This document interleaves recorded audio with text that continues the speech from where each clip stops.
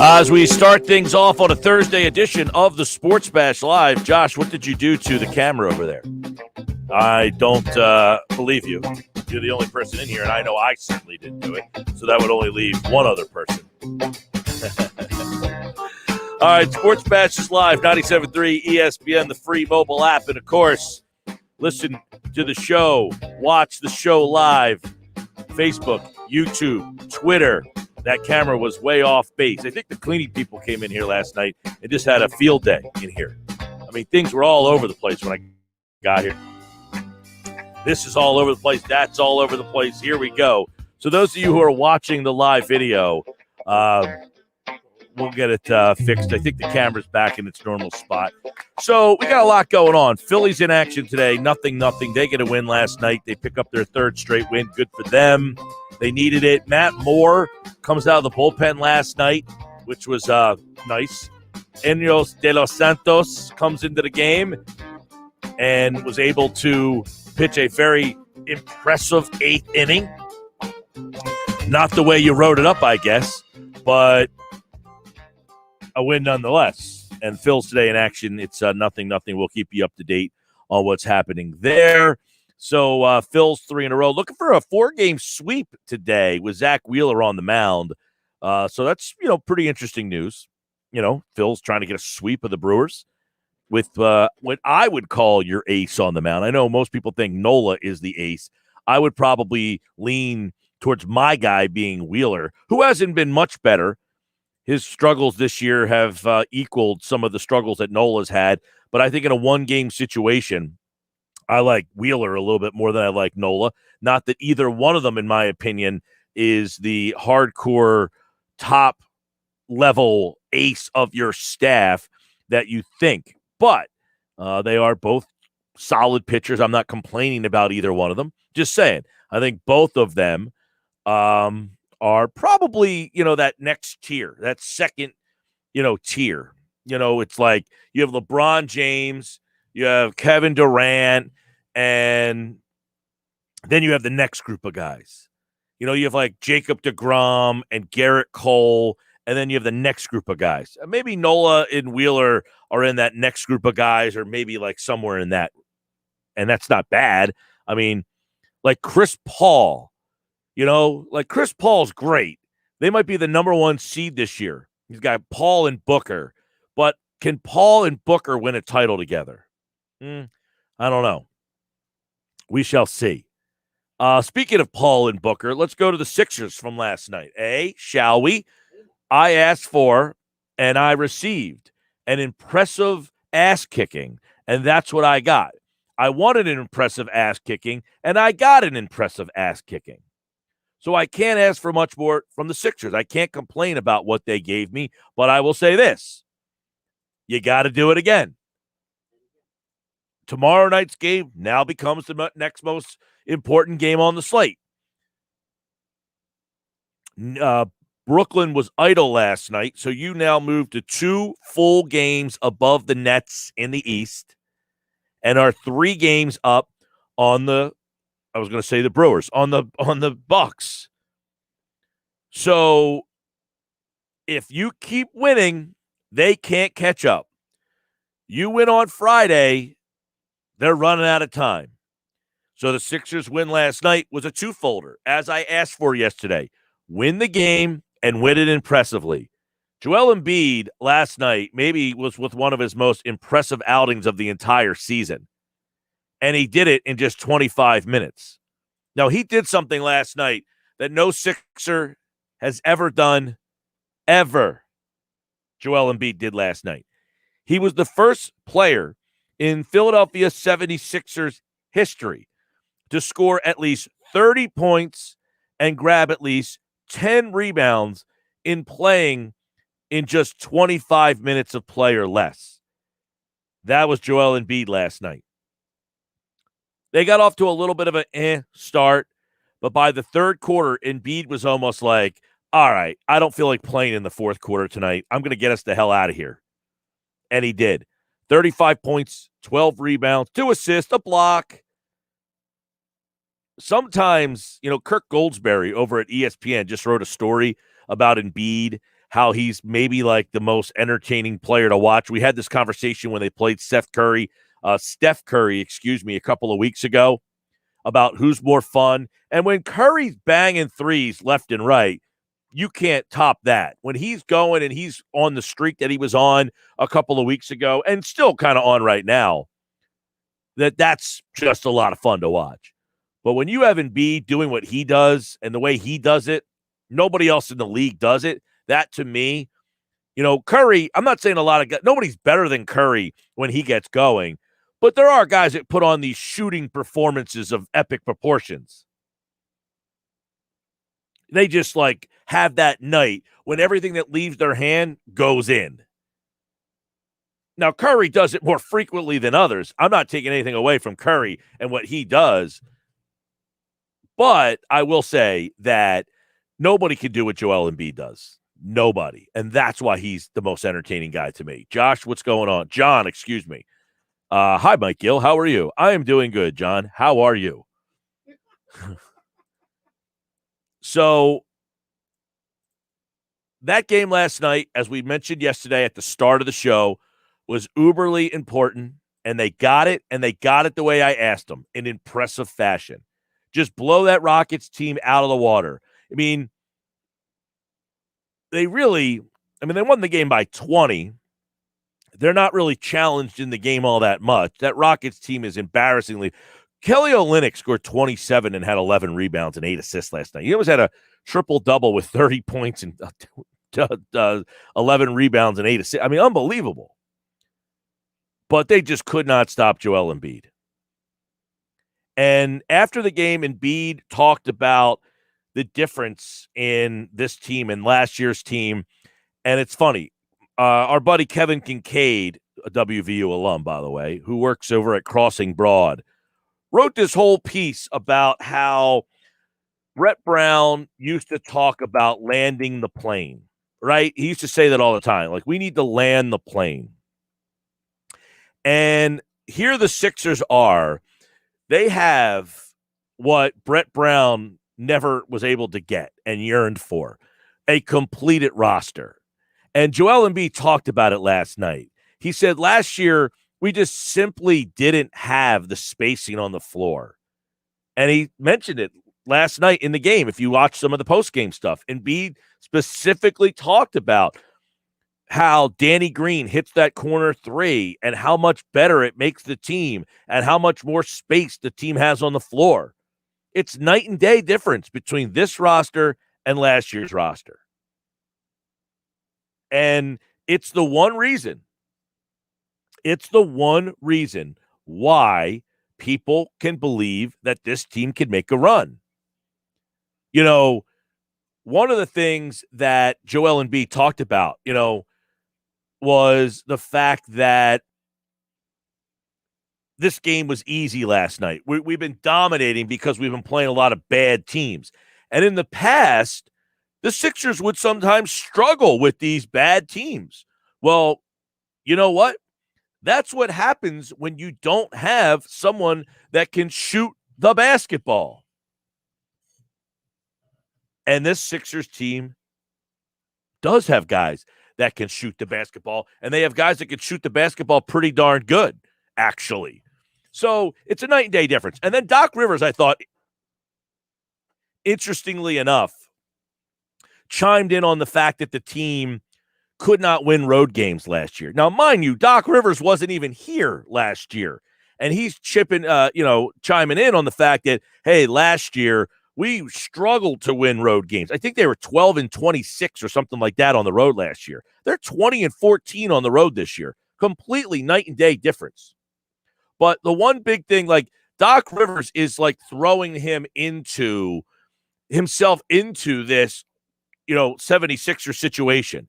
Hey, I know I wasn't here last year, but we struggled to win road games, and we need to figure out a way to fix that. They've now won 3 straight on the road. And I know they did it at Houston, and I know they did it at Chicago and San Antonio. Not the 3 best teams in the league, but you got to pile them up. And they're doing that. And that's all we asked yesterday, is to keep on piling these wins up. And guys, I'd like to hear from you. 609-403-0973 is the text board. 609-403-0973. If you're watching the show, live stream chat, post wherever you're watching, Facebook, YouTube, or Twitter. And there's a 95% chance that they're going to be the number one seed. They would have to really have a meltdown here. And when I say meltdown, that's losing to Detroit. That's losing to Orlando twice. That is not happening. They're not losing to the Magic twice. And if they do, woo, baby, then I wouldn't believe in them either. But there's a 95% chance that they're going to be the number one seed in the East. That's something that hasn't happened in 20 years. You know, we look back, and the process was a very controversial thing that this team did. But here we are, not too long after they made the decision to rip this thing down and start over. And now, 7 years later, they're going to be the number one seed in the Eastern Conference. And I know some people might think, that's too long. It took too long. Some people thought the process took 7 years. That's how dumb those people sounded. Well, you lost for 7 years. It's only the seventh season now. They lost for 2 years, 2.5, really. They lost for 2.5 seasons. And here they are pulling out of this thing with a good chance to be the number one seed. So I look back and said, they haven't been the number one seed. I thought about it. I said, they haven't been the number one seed in 20 years. It was that Iverson team. Think about that. 2000, 2001 was the year that they went to the finals. They were the number one seed. That was 20 seasons ago. 20. So when you look back at the process and everything that's gone on, for them to be a week away from being the number one seed, you know, they went through the 2 years of losing really bad. 2 years of really bad losing. You know, historically bad depths at some points. I think the 1 year, they win 18 games, they won 19 games, and they won 10 games 1 year. I think they were 10-72.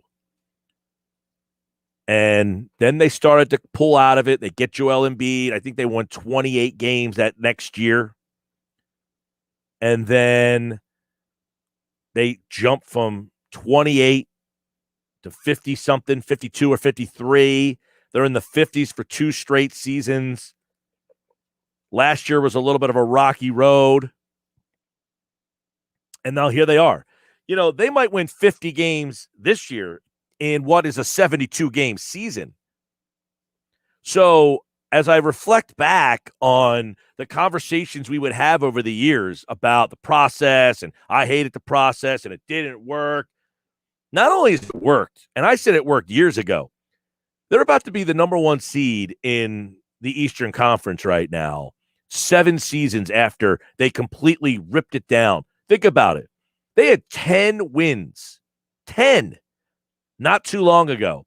And people were talking about how embarrassing it is and fans will never come back. I mean, what idiots those people sounded like. You turn your back on the fans. Who remembers that they won 10 games? Most people don't even know what year that was. Heck, for the last year, we've been living with masks on our face. Who remembers when the Sixers won 10 games? When was that? 5 years ago? God, that seems like it's such a long time ago. It wasn't all that long ago that this team won 10 freaking games. It's pretty impressive when you think about how quickly the turnaround has been. And there was a lot of disappointment navigating through that. The Colangelo, the cell phone, Twitter gate thing, him getting fired, the team having some disappointing runs in the playoffs, losing to Boston, the year that many people thought they should have beat Boston. Then the next year, again, disappointing loss to Toronto. And then last year, getting swept out by Boston. And it looked like, wow, all of that process getting all these players, and the arrow seemed to be pointing in the down direction. Like, hey, was losing to Toronto in Game 7 going to be the high point for this franchise after all of that rebuilding, which would be somewhat disappointing on the court? As a off-the-court business decision, the process has been a grand slam out of the stadium home run. But on the court, a disappointment to this point by far. Losing in the second round, if you were to tell me that's the best that they ever did after losing, then it was not an on-the-court success. Off-the-court, grand slam, home run, out of the park, Babe Ruth, Willie Mays, best war of all time. Bam. That's that business decision. By the way, the business decision of the Sixers has transformed the entire NBA. LeBron James should be pissed at the Sixers. He doesn't like the play-in tournament. You have the Sixers to thank. Cheap plug, Jake Fisher will join me on Monday to talk about his book, which I have in my hand, Built to Lose: How the NBA's tanking era changed the league forever. He's going to be back on Monday's show. We talked to him about this book about a month ago, but I want to follow up with him on Monday because of the stuff that LeBron is saying and how the league is going and all that stuff. So it's a great book, by the way. Read this thing. Jake Fisher. But I really and I was a fan of the process. We fought about it, all these guys that wore white New Balances with blue ends.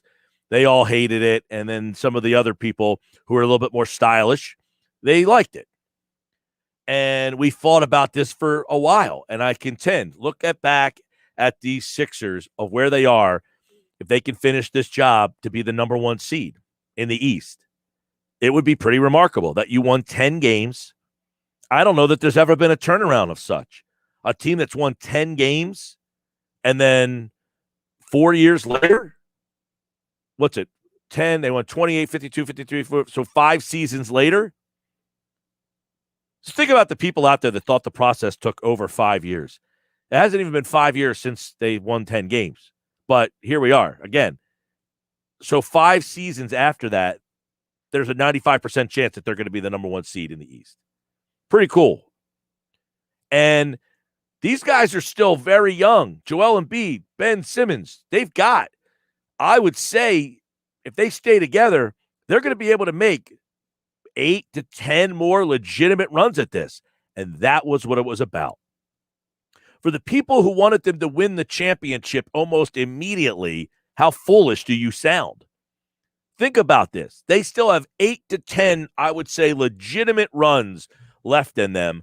And one of them, in just the 4th season that those two guys have played together, is now potentially going to start off with the number 1 seed in the Eastern Conference. Pretty unbelievable. Joe Show's watching on YouTube. Mike, do you think the addition of a veteran presence, Tolliver, that the Sixers are doing better? I feel like without him, they're a bit lost and they're learning from him. I can't really say that Tolliver has made a big impact on the court.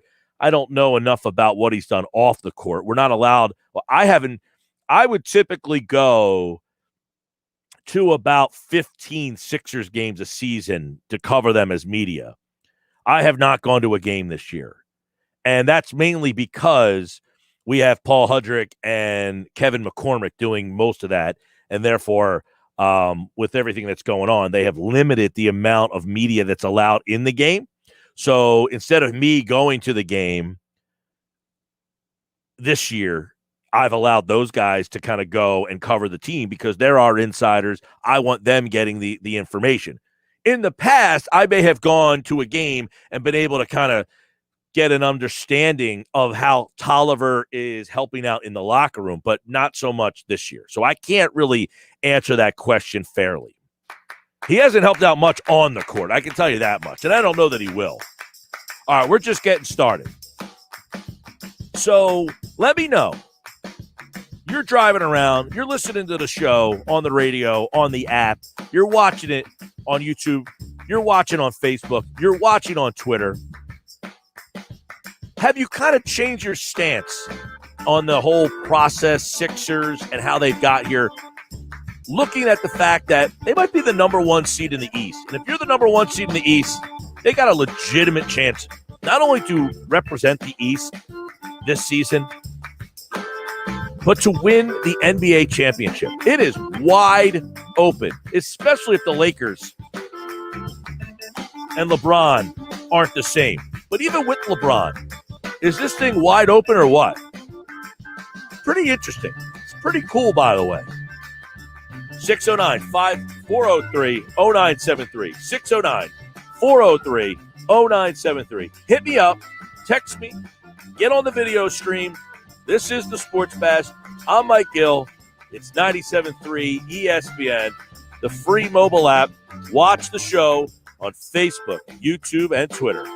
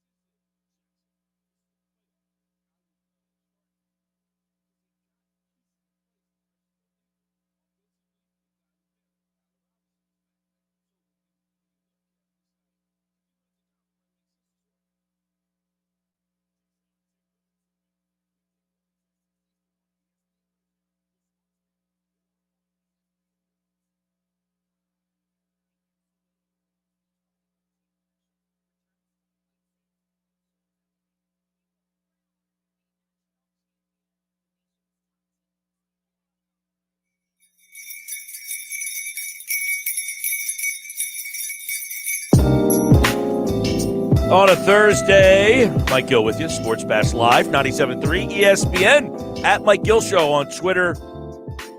Oh, boy.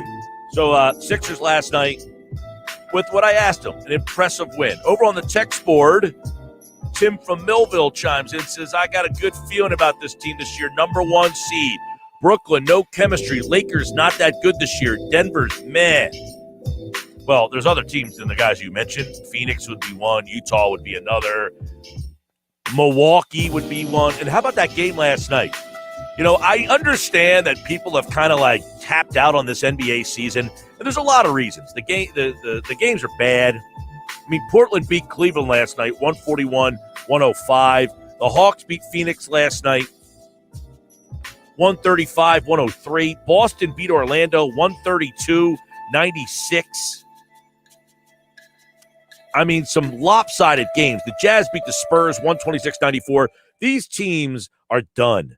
Some of them, keep in mind, they've been playing this condensed schedule. And I'm not making excuses, but they've been playing in a condensed schedule, which has made a lot of these teams rest players. Some of them, remember, they just finished playing the playoffs last year in October. And they were right back out there in December. And playing almost, you know, the Sixers are playing 5 games this week. That's a lot. And the product's not good. The players are sitting out. They're resting way too much. I think the NBA just wants to get through this regular season and hope that the excitement of getting James Harden and Durant and getting those guys back on the court together and all that stuff kind of changes the complexion of what has been a very meh regular season. I would be the first to admit, like, I'm ready for this season to move on, like the regular season. But again, I stress, like last night, the Phillies game's on and the Sixers game's on. Now, the Sixers game started late at 8 o'clock and the Phillies game started at 7. So I watched the Phillies for the first hour. The Sixers game came on, and I said yesterday during the show, like, they need this game.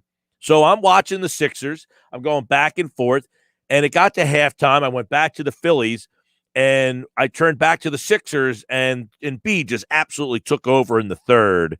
And I said, thank gosh, I don't have to flip back for the fourth, hopefully. Now I'm watching the score, you know, online to see if the Sixers bench. But the bench came through. They scored 56 points last night. So I'll give the bench the credit they deserve. The starters get the credit that they deserve. It was just an all-around good team win last night. 609-403-0973. Brett is watching on YouTube. He says, I think Curry and Tobias will be the X factors in the playoffs. Thoughts on that? Brett, we've talked a lot about it. Inside the Sixers, every day, 3 o'clock, we have our Sixers insiders on.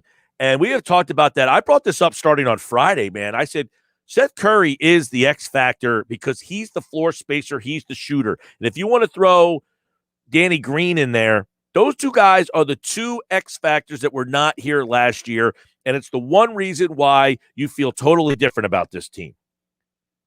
You feel totally different about this team for, well, I'll give you a couple reasons why. One, a much more mature Joel Embiid. Top of the list, right? That's at the top of the list. Why you feel differently about the Sixers. It is a way more mature Joel Embiid. This is the Joel Embiid that I've talked about for years, saying that you can win a title because you have a player who could be the best player on the best team that wins a championship. And that's Joel Embiid. You have to have that player in your team. If you don't, you can't win the title. That's why Utah can't win. That's why Phoenix won't win. There's 5 teams that can win. The Lakers, yes, the Lakers, even as the 6th seed or the 7th seed or whatever seed they end up in, if LeBron James is on that court, I don't care if they're the 10 seed. If they're in that play-in tournament as the 10 seed, they can still win the title because they have LeBron. The Brooklyn Nets can win the title. The Milwaukee Bucks can win the title. The Philadelphia 76ers can win the title. And the Los Angeles Clippers can win the title. That's it. There's 5 teams. Now, if one of those other teams win the title, that means that player, whether it be Devin Booker, Chris Paul, Donovan Mitchell, I don't even know who else I could throw in the mix. Jimmy Butler, Jason Tatum. They threw themselves into the next stratosphere of their ceiling. That's what that means. That's why there's only 5 guys that can win it. But, Brett, to answer your question, 1, a belief in Joel Embiid. That's number 1. 2, Seth Curry and Danny Green, what they have added to this team is exactly what they've been missing. And they're not just 2 guys that are having a good regular season. This is who they are. Danny Green's a guy who, by the way, is the best three-point shooter from the corner 3 in the NBA right now. And Seth Curry, who has played exponentially better the last 2 weeks. Those 2 guys are exactly what this team was missing the last 4 or 5 years. In the Embiid-Simmons era, let's say. What's that, 4 years? And 3, Tobias Harris is a different Tobias Harris. Now, he needs to be that guy in the playoffs. So your question is, you think that Curry and Tobias will be the X factors? They need to be the X factors, Brett. They need to be the X factors. All right, let's go to Harris is watching on YouTube. Mike, do you feel with Green they need to give him the ball early so he gets going? Because I think he needs touches to get in the flow with threes when you need him in the 4th playoff time. I mean, it's funny. You look at the box score from last night, and Green didn't have a game that jumps off the score sheet. He only had 9 points. But what did he do? He hit 3 threes. 3 for 6. 9 points, 8 rebounds. So to answer your question, no, it's nice to get him going early, get him making some splashes, and hopefully he stays hot throughout a game because typically you see Danny Green, he makes that corner 3, he stays engaged, he stays involved, but he's a professional. Green is, and I was thinking about this last night. Like, I think he's on a 1-year deal. I'm pretty sure he's on a 1-year deal. He's the kind of guy that you're kind of stuck between a rock and a hard place with. You don't want to lose him, but you understand that this might just be a 1-year run with him. And then you turn it over to Matisse. But Danny Green has been invaluable. And he wasn't a guy that I was all that excited about. Right? He wasn't a guy that I was all that excited about. Okay, they had Danny Green. He's kind of at the end of the line. Well, at the end of the line, here comes a guy who's won a championship 2 straight seasons. 609 403 0973. Over on the text board, Mike, the number 1 seed has in like 4 or 5 years. The Sixers are a great regular season team. Reminds me of that Raptors and Hawks, but I don't believe in them in the playoffs. Well, let's break this down a little bit. It's an interesting point. We have talked about in the past how important being one of the top 3 seeds is. The number 1 seed makes the finals. I think we broke this down a couple of years ago. It was like 80% of the time the number 1 seed makes the NBA finals. The number 2 seed gets there like 13%, and the number 3 seed gets there the rest. I mean, the 6 has only been there like a handful of times, and that's it. The 7, 8, 9, 7, 8, 5, and 4, I don't believe have ever made it to the finals. Yeah, the top 3 seeds make it 95% of the time. Now, to say that the East top seed hasn't made the finals in like 4 or 5 years and then devalue it is preposterous. We all know, typically the last couple of years with LeBron in Cleveland, there's your outlier. You know that. I mean, the guy to send that text message, what a jackass.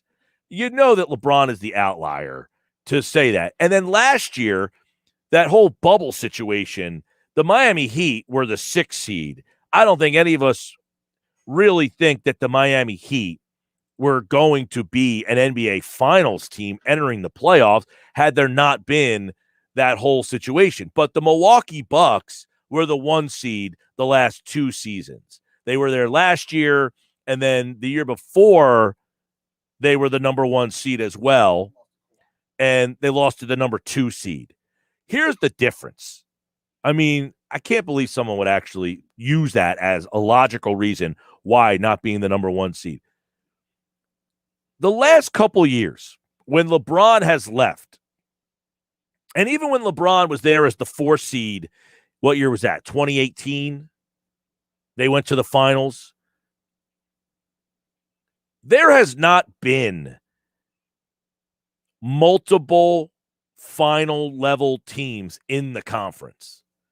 So in other words, you could afford, if you're Cleveland, to be the 4 seed, because it's not like it is this year, where if you're the 2 seed or the 3 seed, you have to now play Brooklyn and Milwaukee. If you're Philadelphia as the 1 seed, you don't have to get through both of those teams. You only have to get through one. So, no, this Sixers team does not feel like the Hawks or those Raptors teams. You know why? Those Hawks teams and the Raptors teams, they didn't have Joel Embiid. They had Al Horford, and they had Kyle Lowry. That's a lot different. I mean, have you watched a basketball game in your life before you sent that text message, dude? Seriously.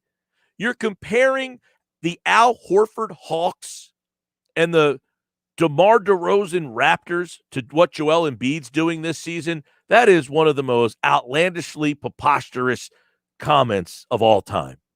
They're not even in the same realm. If the Sixers are the 2 seed or the 3 seed, way different than being the number 1 seed. Not a question. Not even close. Over on the text board, 609-403-0973. The 1 seed this year is huge because 2 versus 3 means Nets and Bucks are going to knock each other out. Well, yeah, they're going to have to play each other. And then the winner of that series would likely have to play Philadelphia in the next round. So they would have to knock off one or the other. And then again, so if Philly's the 2 or the 3, they would have to knock off either Brooklyn or it would be the Bucks at this point. The Bucks would be the 3 seed. I mean, it is a total long shot for the Bucks right now to jump up to 1. So they're either going to be 2 or 3. The Bucks are 3 back. Although they won 4 in a row. Although, did you see that game last night? The Wizards are, the Wizards are scary. 5 of the 8 years LeBron went to the NBA Finals with the Heat and the Cavs, he was not the number 1 seed. So there's your answer as to why. I mean, LeBron just kind of laid in the weeds, and then they didn't have an adversary. That's one of the big LeBron things during his Eastern Conference stay. He didn't have an adversary. There was never that big-time rival that he had to go through that knocked him off and that he had to, like Jordan had to go through the Pistons and the Celtics. LeBron never had that. They just dominated the East, so they didn't have to be the number 1 seed. I'm still trying to get over the fact that someone would think that those Hawks teams and the Raptors team, you have Joel Embiid. There's the one defining difference. They had no Joel Embiid on those teams. Come on. Anybody who watched a basketball game can see the difference between those teams and this team. That doesn't mean the Sixers are going to get out of the second round, but that also doesn't mean that they would be comparable to those teams. Those teams, I don't think anybody believed in them because they always knew that the Cavs were better or the Heat were better because they had LeBron James. That's the big difference. 609-403-0973. I got more text messages coming in. I got more messages on the video stream. If you're watching, keep the comments coming. If you're on Facebook, YouTube, or Twitter, wherever you're watching, post them. We'll put them up on the screen. If you're listening on the radio, 609-403-0973. It's a lot of me and you today. I lightened up the guests today because I wanted to get into this Sixers conversation. I got Eagle stuff on the way. Check out my piece on the website, 973ESPN.com, on Landon Dickerson, why he's such a cool prospect. And also, Mel Kiper calls one of the Eagles draft picks one of the steals of the draft. Check it out now at 973ESPN.com.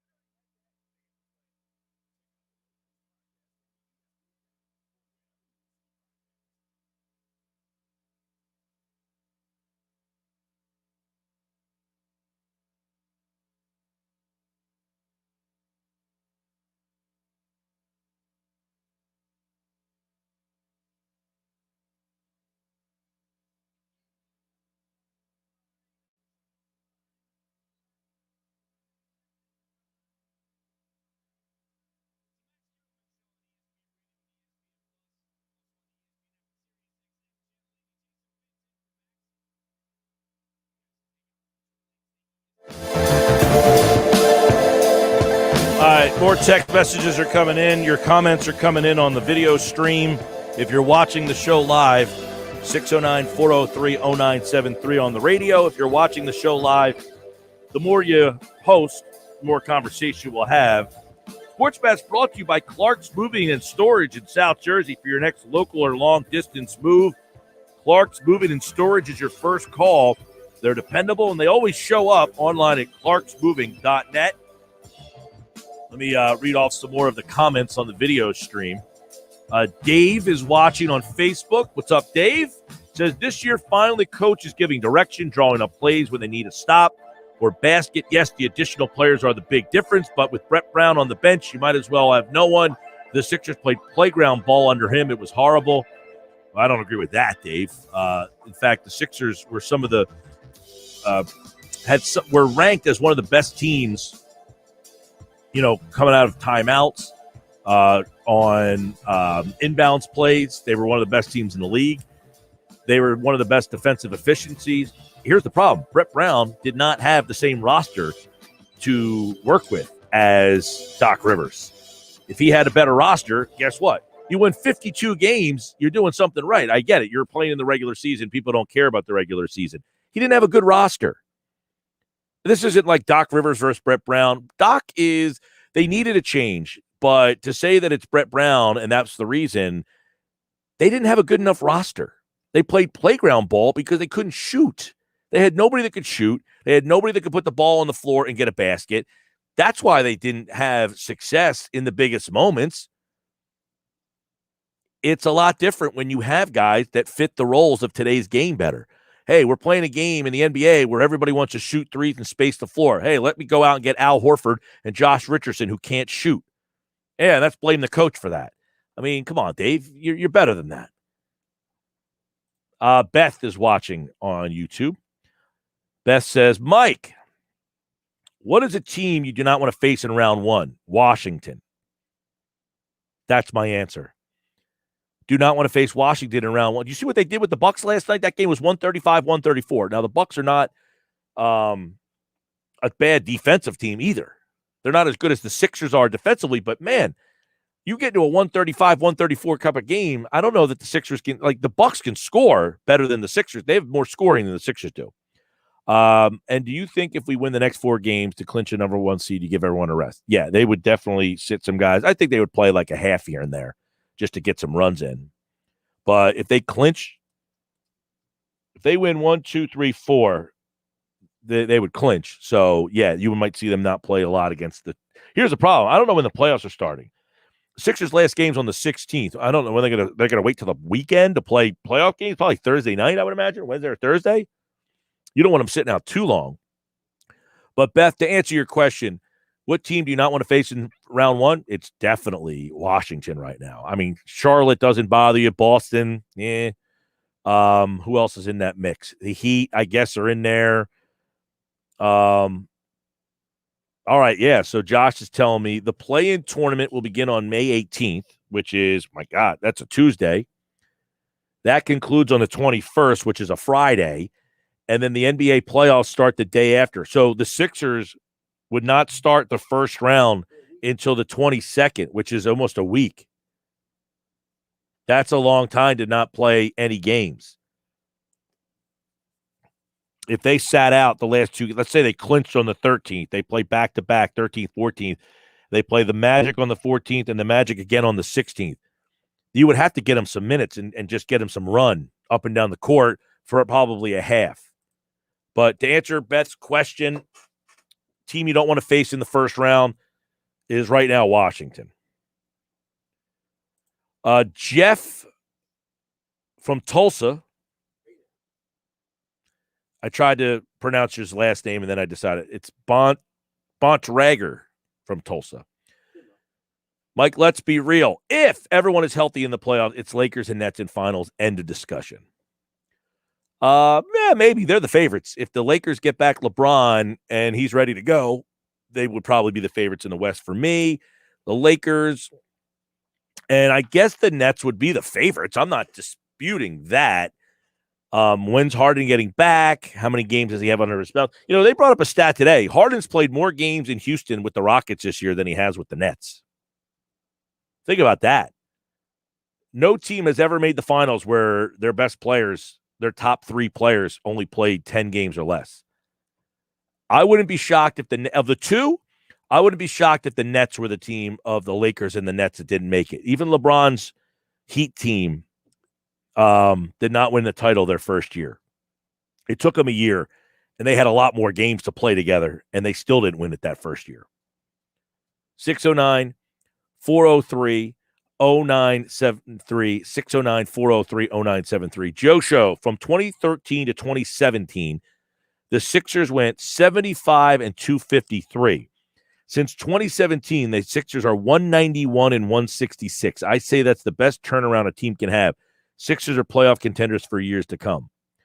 Yeah, that 4-year window. Now, remember, the first year, 2013, when they first handed things over to Hinkie, that team was a bad basketball team. They didn't, quote-unquote, tank that year. They were bad. Remember, they started that season with Evan Turner, Thaddeus Young, and Spencer Hawes on that team. And the team was bad, and they traded those 3 players. And then the next year was when they essentially threw up the white flag. So the 2013-2014 season, I don't really count as them tanking the season as much as they just had a bad basketball team left over from the previous regime that Hinkie said, I'll give you a chance, but I don't believe that this team's going to be very good. Now, all kidding aside, they did trade Drew Holiday in that draft. So they didn't have Holiday, but they had Turner and Young and Spencer Hawes and some other veterans on that team. But they have, since 2017, when Joel Embiid started his first season and then Ben Simmons the next, they have been consistently one of the top teams in the NBA. Let's see. Mike, I skipped school, Ocean City High School in 1983, to go to the Sixers parade in 83. Would love to skip work to go again. It would only be apropos that the Sixers would win a title in a year when there's a pandemic and nobody could go to the parade. That would be sticking it to you that would be the repercussion for the process. You get a pandemic, right? Since you went through the process, you can win the title, but we're going to give you a pandemic so that you can't actually celebrate the title. That is right. Jersey P. Come on, Doc, do get some credit. Yeah, no, Doc Rivers gets credit. He doesn't not get credit. But if you listen or watch the show regularly, you know my feeling on the NBA coach.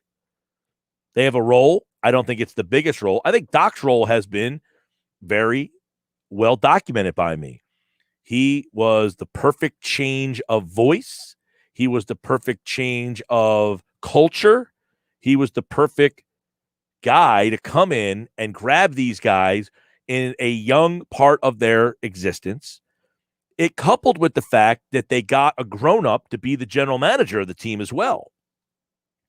Jerry Colangelo's kid did a half-assed job. And Elton Brand, I don't know what he did, to be fair. I can't say he did a bad job or a good job, but he was very green in the game. They now have one of the shrewdest general managers or basketball presidents running the organization, and that can't be undervalued either. So Doc gets a ton of credit. I just don't think his credit comes on a night-to-night basis. I think it comes as the culture setter, which I think is where Brett maybe didn't do the best job. I don't think Brett had great assistants. I don't think Brett had great, bad cop, good cops. Like, Brett had to do it all, and I don't think that was what his strong suit was. As Joe said, the difference between Brett Brown and Doc is Doc holds the players a little bit more accountable. I would agree with that. Although they have a great staff with Sam Cassell and Dave Yeager. They have guys that can be a little bit more hold these players a little bit more accountable. Keith Smith will talk a little NBA with us in about 25 minutes. Stick around. The Sports Bash on 97.3 ESPN.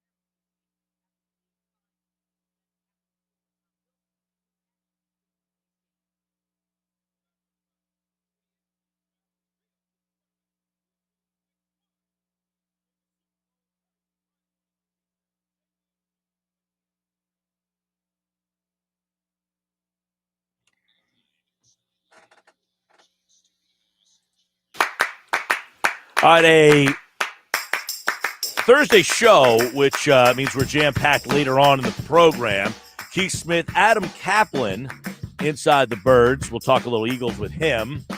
And the Ranck Report. Todd Ranck, my old co-host, will be doing segments from time to time, have a little fun.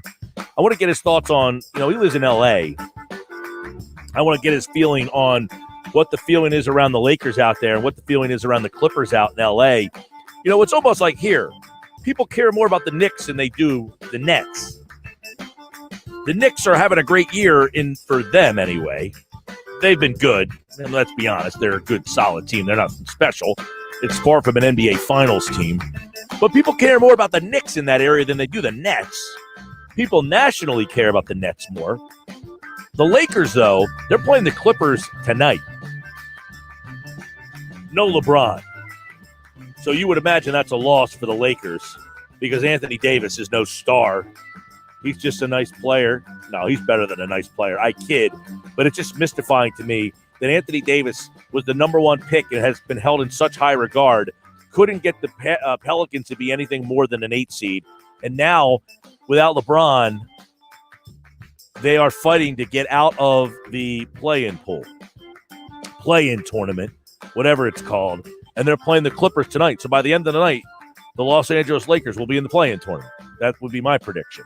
609-403-0973. Text board and more comments coming in. I appreciate all the comments today, by the way. Good stuff. If you're watching the show on Facebook, YouTube, or Twitter, I hope you enjoy the video. It's nice to have you guys watching the show. If you have the opportunity to do so, if you're on Facebook and you can share the show, I would appreciate that. I see like Michael's on Facebook and James is on Facebook. A couple other people who are watching via Facebook. They're the people commenting on Facebook anyway. Jeff in Tulsa, what's your input on the play-in tournament? Fan of it or no? I don't love it. I mean, I think it's gimmicky. I hate gimmicks in professional sports, but that's where we are. So I'm not going to hate on it. I think it's ridiculous that the 7 seed has to play to be the 7 seed after they just played 72 games to be the 7 seed. But it's made these games a little bit more interesting, I guess, down the stretch. I could do her with or without it. Don't feel strongly either way. But I guess there'll be some interest if the Lakers are in there and they're playing a 1-game tournament on Tuesday night and then win and then have to play again on Friday just to get into the playoffs. I think that would bring intrigue, but how many times are the Lakers going to be in it? So, Jeff, to answer your question, my input on the play-in tournament is very gimmicky. Don't like gimmicks in pro sports, so I would rather probably get rid of it than keep it or tweak it at the very least. Don't make the 7 seed play to be the 7 seed. You might as well just draw teams out of a hat. Hey, let's pair you up. Blindly pair you up. 609-403-0973. James Beeman is watching on Facebook. James, what's up? Like, how could people be so convinced the Nets are going to the finals? Zero cohesiveness as a unit. Sixers are healthy and are rolling as the number 1 seed, Sixers and 5. That's some bold statement by you. Why are people so convinced? Because the society we live in values offensive output more than anything else in all sports. Offensive output means more than anything in all sports. How many points can you score? Is your quarterback the best? Do you have a guy in the middle of the lineup that hits a lot of home runs? I don't see that the Nets are going to just steamroll through this thing. But I understand why people think of them as the favorite. They have 2 all-time great scorers. James Harden is an all-time great scorer. At this point in his career, he's an all-time great scorer. And Kevin Durant's an all-time great player. And Kyrie Irving is maybe the best Robin there ever was for LeBron James. For that Cleveland team to win a title and Kyrie Irving being the second best player on that team, that's a pretty lofty moniker. He has been hurt. He has been bizarre. He's pretty darn good. You put those 3 guys on the same team, I understand. But the cohesiveness has never been seen before.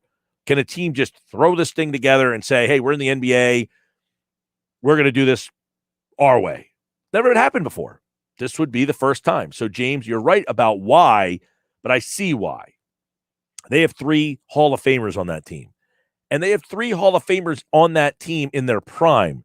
The difference is like the Lakers had Karl Malone and Gary Payton that year, but those guys were Hall of Famers at the end of the road. These are 3 Hall of Famers in their prime. The last time we saw 3 Hall of Famers in their prime of this magnitude, it was LeBron, Bosh, and Wade. I mean, to some extent, Golden State with Durant, Curry, and Clay. But I would think that these 3 players, Kyrie, Harden, and Durant, are probably regarded a little higher than those 3 collectively. 609-403-0973. Does LeBron retire at the end of the season? No, I think LeBron plays for 5 to 6, 7 more years. So, no, I don't think we have seen the end of LeBron in the next 3 years anyway. I'd be pretty surprised. He's wants to play with his kid. He has said that. So I guess his kid's a freshman, right? Is his kid a freshman or a sophomore? One of the two. Was he a senior? Which one's Bronny, the good one? So his kid is still a couple years away from potentially being in the NBA. Can you imagine, hey, I want to keep playing so I can play with my kid? And what are the chances that they get on the same team? Probably good if you know the NBA's history. Bronny's a junior. What? Bronny's a junior. He's the oldest. And he's the oldest. That's the one. Bronny's the one he wants to play with, right? Yeah. The other one's still in 7th grade. The other one's in 7th grade. All right. Over on the text board, Mike, my point. Oh, this was the guy who said that the Sixers reminded him of the Hawks or the Raptors. Said, my point is the team who finishes first in the East isn't necessarily the best team. Teams do not value the regular season anymore.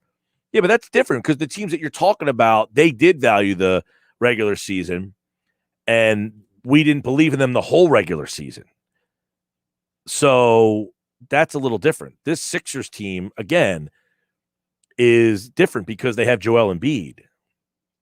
So, yeah, the team that finishes first isn't necessarily the best team, although I would contend that the Bucks have been the best team.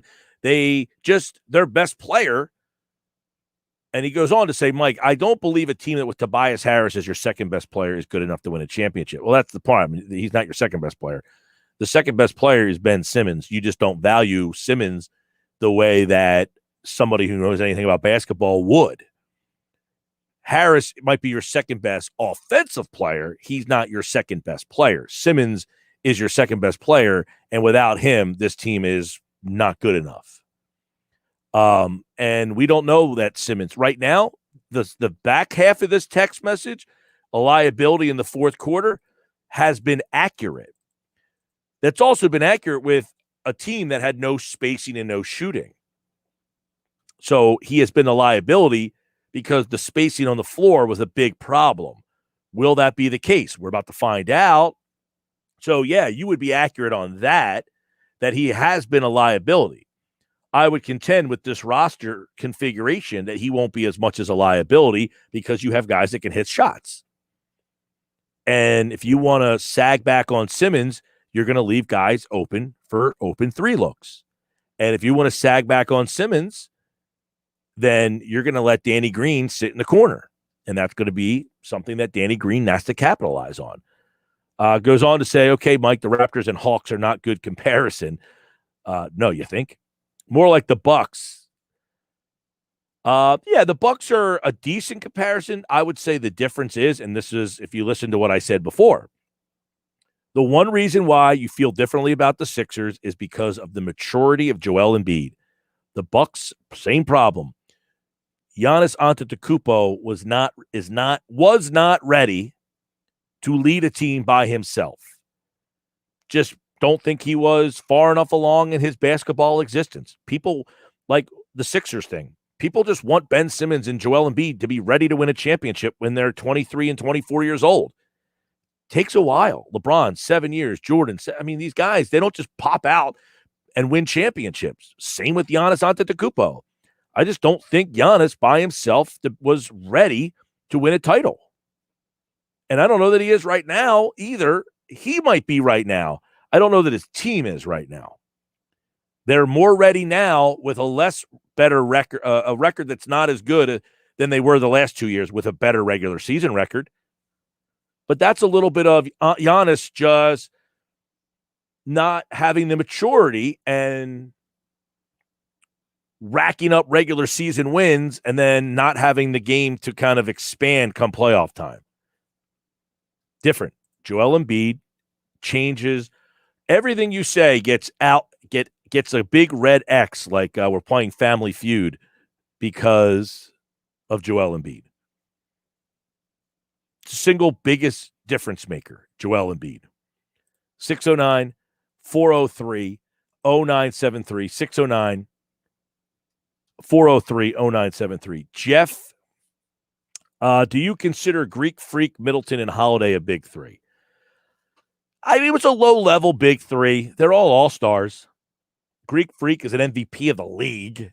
So certainly Middleton has been a multiple-time all-star, and I think Drew Holiday has been a multiple-time all-star. So, yeah, I wouldn't say that they're the highest profile of big three, but they're a big three nonetheless. I mean, Middleton's a hell of a player. He just doesn't, he plays in Milwaukee. People don't really pay attention to them all throughout the season. And they've had playoff failures, so that's a problem. But Middleton is every bit deserving. He averages 20 points a game. Holiday, 17 points a game. Giannis, 29 points a game. Yeah, they're the problem is, Antetokounmpo is the best player on that team. See, unlike Ben Simmons, Giannis is such a one-dimensional offensive player. He's also their best offensive player. Simmons is a one-dimensional offensive player, but he's like their fourth offensive player. The Bucks need Giannis to score. The Sixers don't need Ben Simmons to score. That's the big difference in that scenario there. Make sense? If Giannis doesn't score, that team's not winning.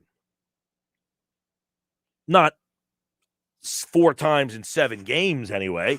Middleton might score 35 one day and they win that game, but he's not scoring 35 4 times. So Giannis is their best offensive player. The problem with Giannis is his offense is very one-dimensional. Ben Simmons has a similar offensive skill set or lack thereof than Giannis Antetokounmpo does, but they don't need him to score like Milwaukee does because Joel Embiid scores 30 a game. Tobias Harris scores 20 a game, and then they get the ancillary scoring from Curry and Green, and Shake Milton off the bench might score 15 one game, or, who am I forgetting? You got George Hill now, who they haven't had all season. So if Ben Simmons scores 10 and Curry scores 15, you're fine. If Ben Simmons scores 9 and Danny Green has 13, you're okay. It's the night that Ben Simmons scores 8, Danny Green has 4, and Seth Curry has 7. That's when you have a problem. They need Curry and Green to constantly be in the, 12 to 15 range. And then somebody like Shake Milton to be in that 9 to 13 range. And Ben Simmons then can kind of just be Ben Simmons. Now, we know that Ben Simmons can score 20 if he feels like it. It's just many nights, I guess, he doesn't feel like it, which is odd. Very odd. But, to answer your question, Greek Freak, Middleton, and Holiday, they'd be a low-level big three. Low-level big three. Appreciate it, Jeff. 609-403-0973 on the text board. 609-403-0973. Keep the comments on the video stream coming. I'm Mike Gill. This is the Sports Bash Live on 97.3 ESPN. We go inside the Sixers with national NBA writer Keith Smith coming up next. It's brought to you by Matt Blatt Nissan. The all-new Matt Blatt Nissan is now open on the Black Horse Pike in Egg Harbor Township next to Home Depot. Online at mattblattnissan.com. When we return, Yahoo Sports NBA writer Keith Smith continues the NBA playoff conversation. Of all the teams in the East, which one has to get the number one seed if they want to win a title? We'll ask him that and more here on the Sports Bash with me, Mike Gill, on 97.3 ESPN, the free mobile app powered by First Bank of Sea Isle, and watch the show live on Facebook, YouTube, and Twitter.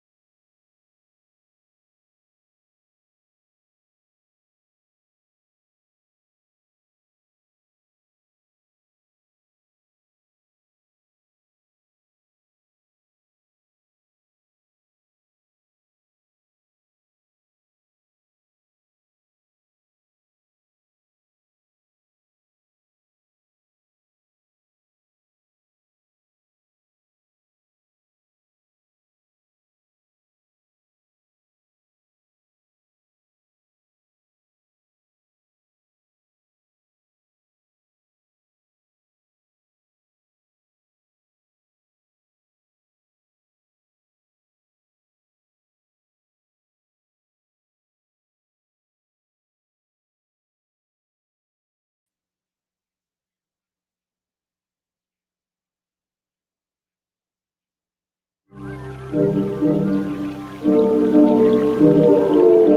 right, down the stretch we come in the NBA. Sixers have a 2-game lead in the East over the Nets. 3-game lead over Milwaukee in the East. Which team needs the 1 seed the most? Brooklyn, Philadelphia, Milwaukee.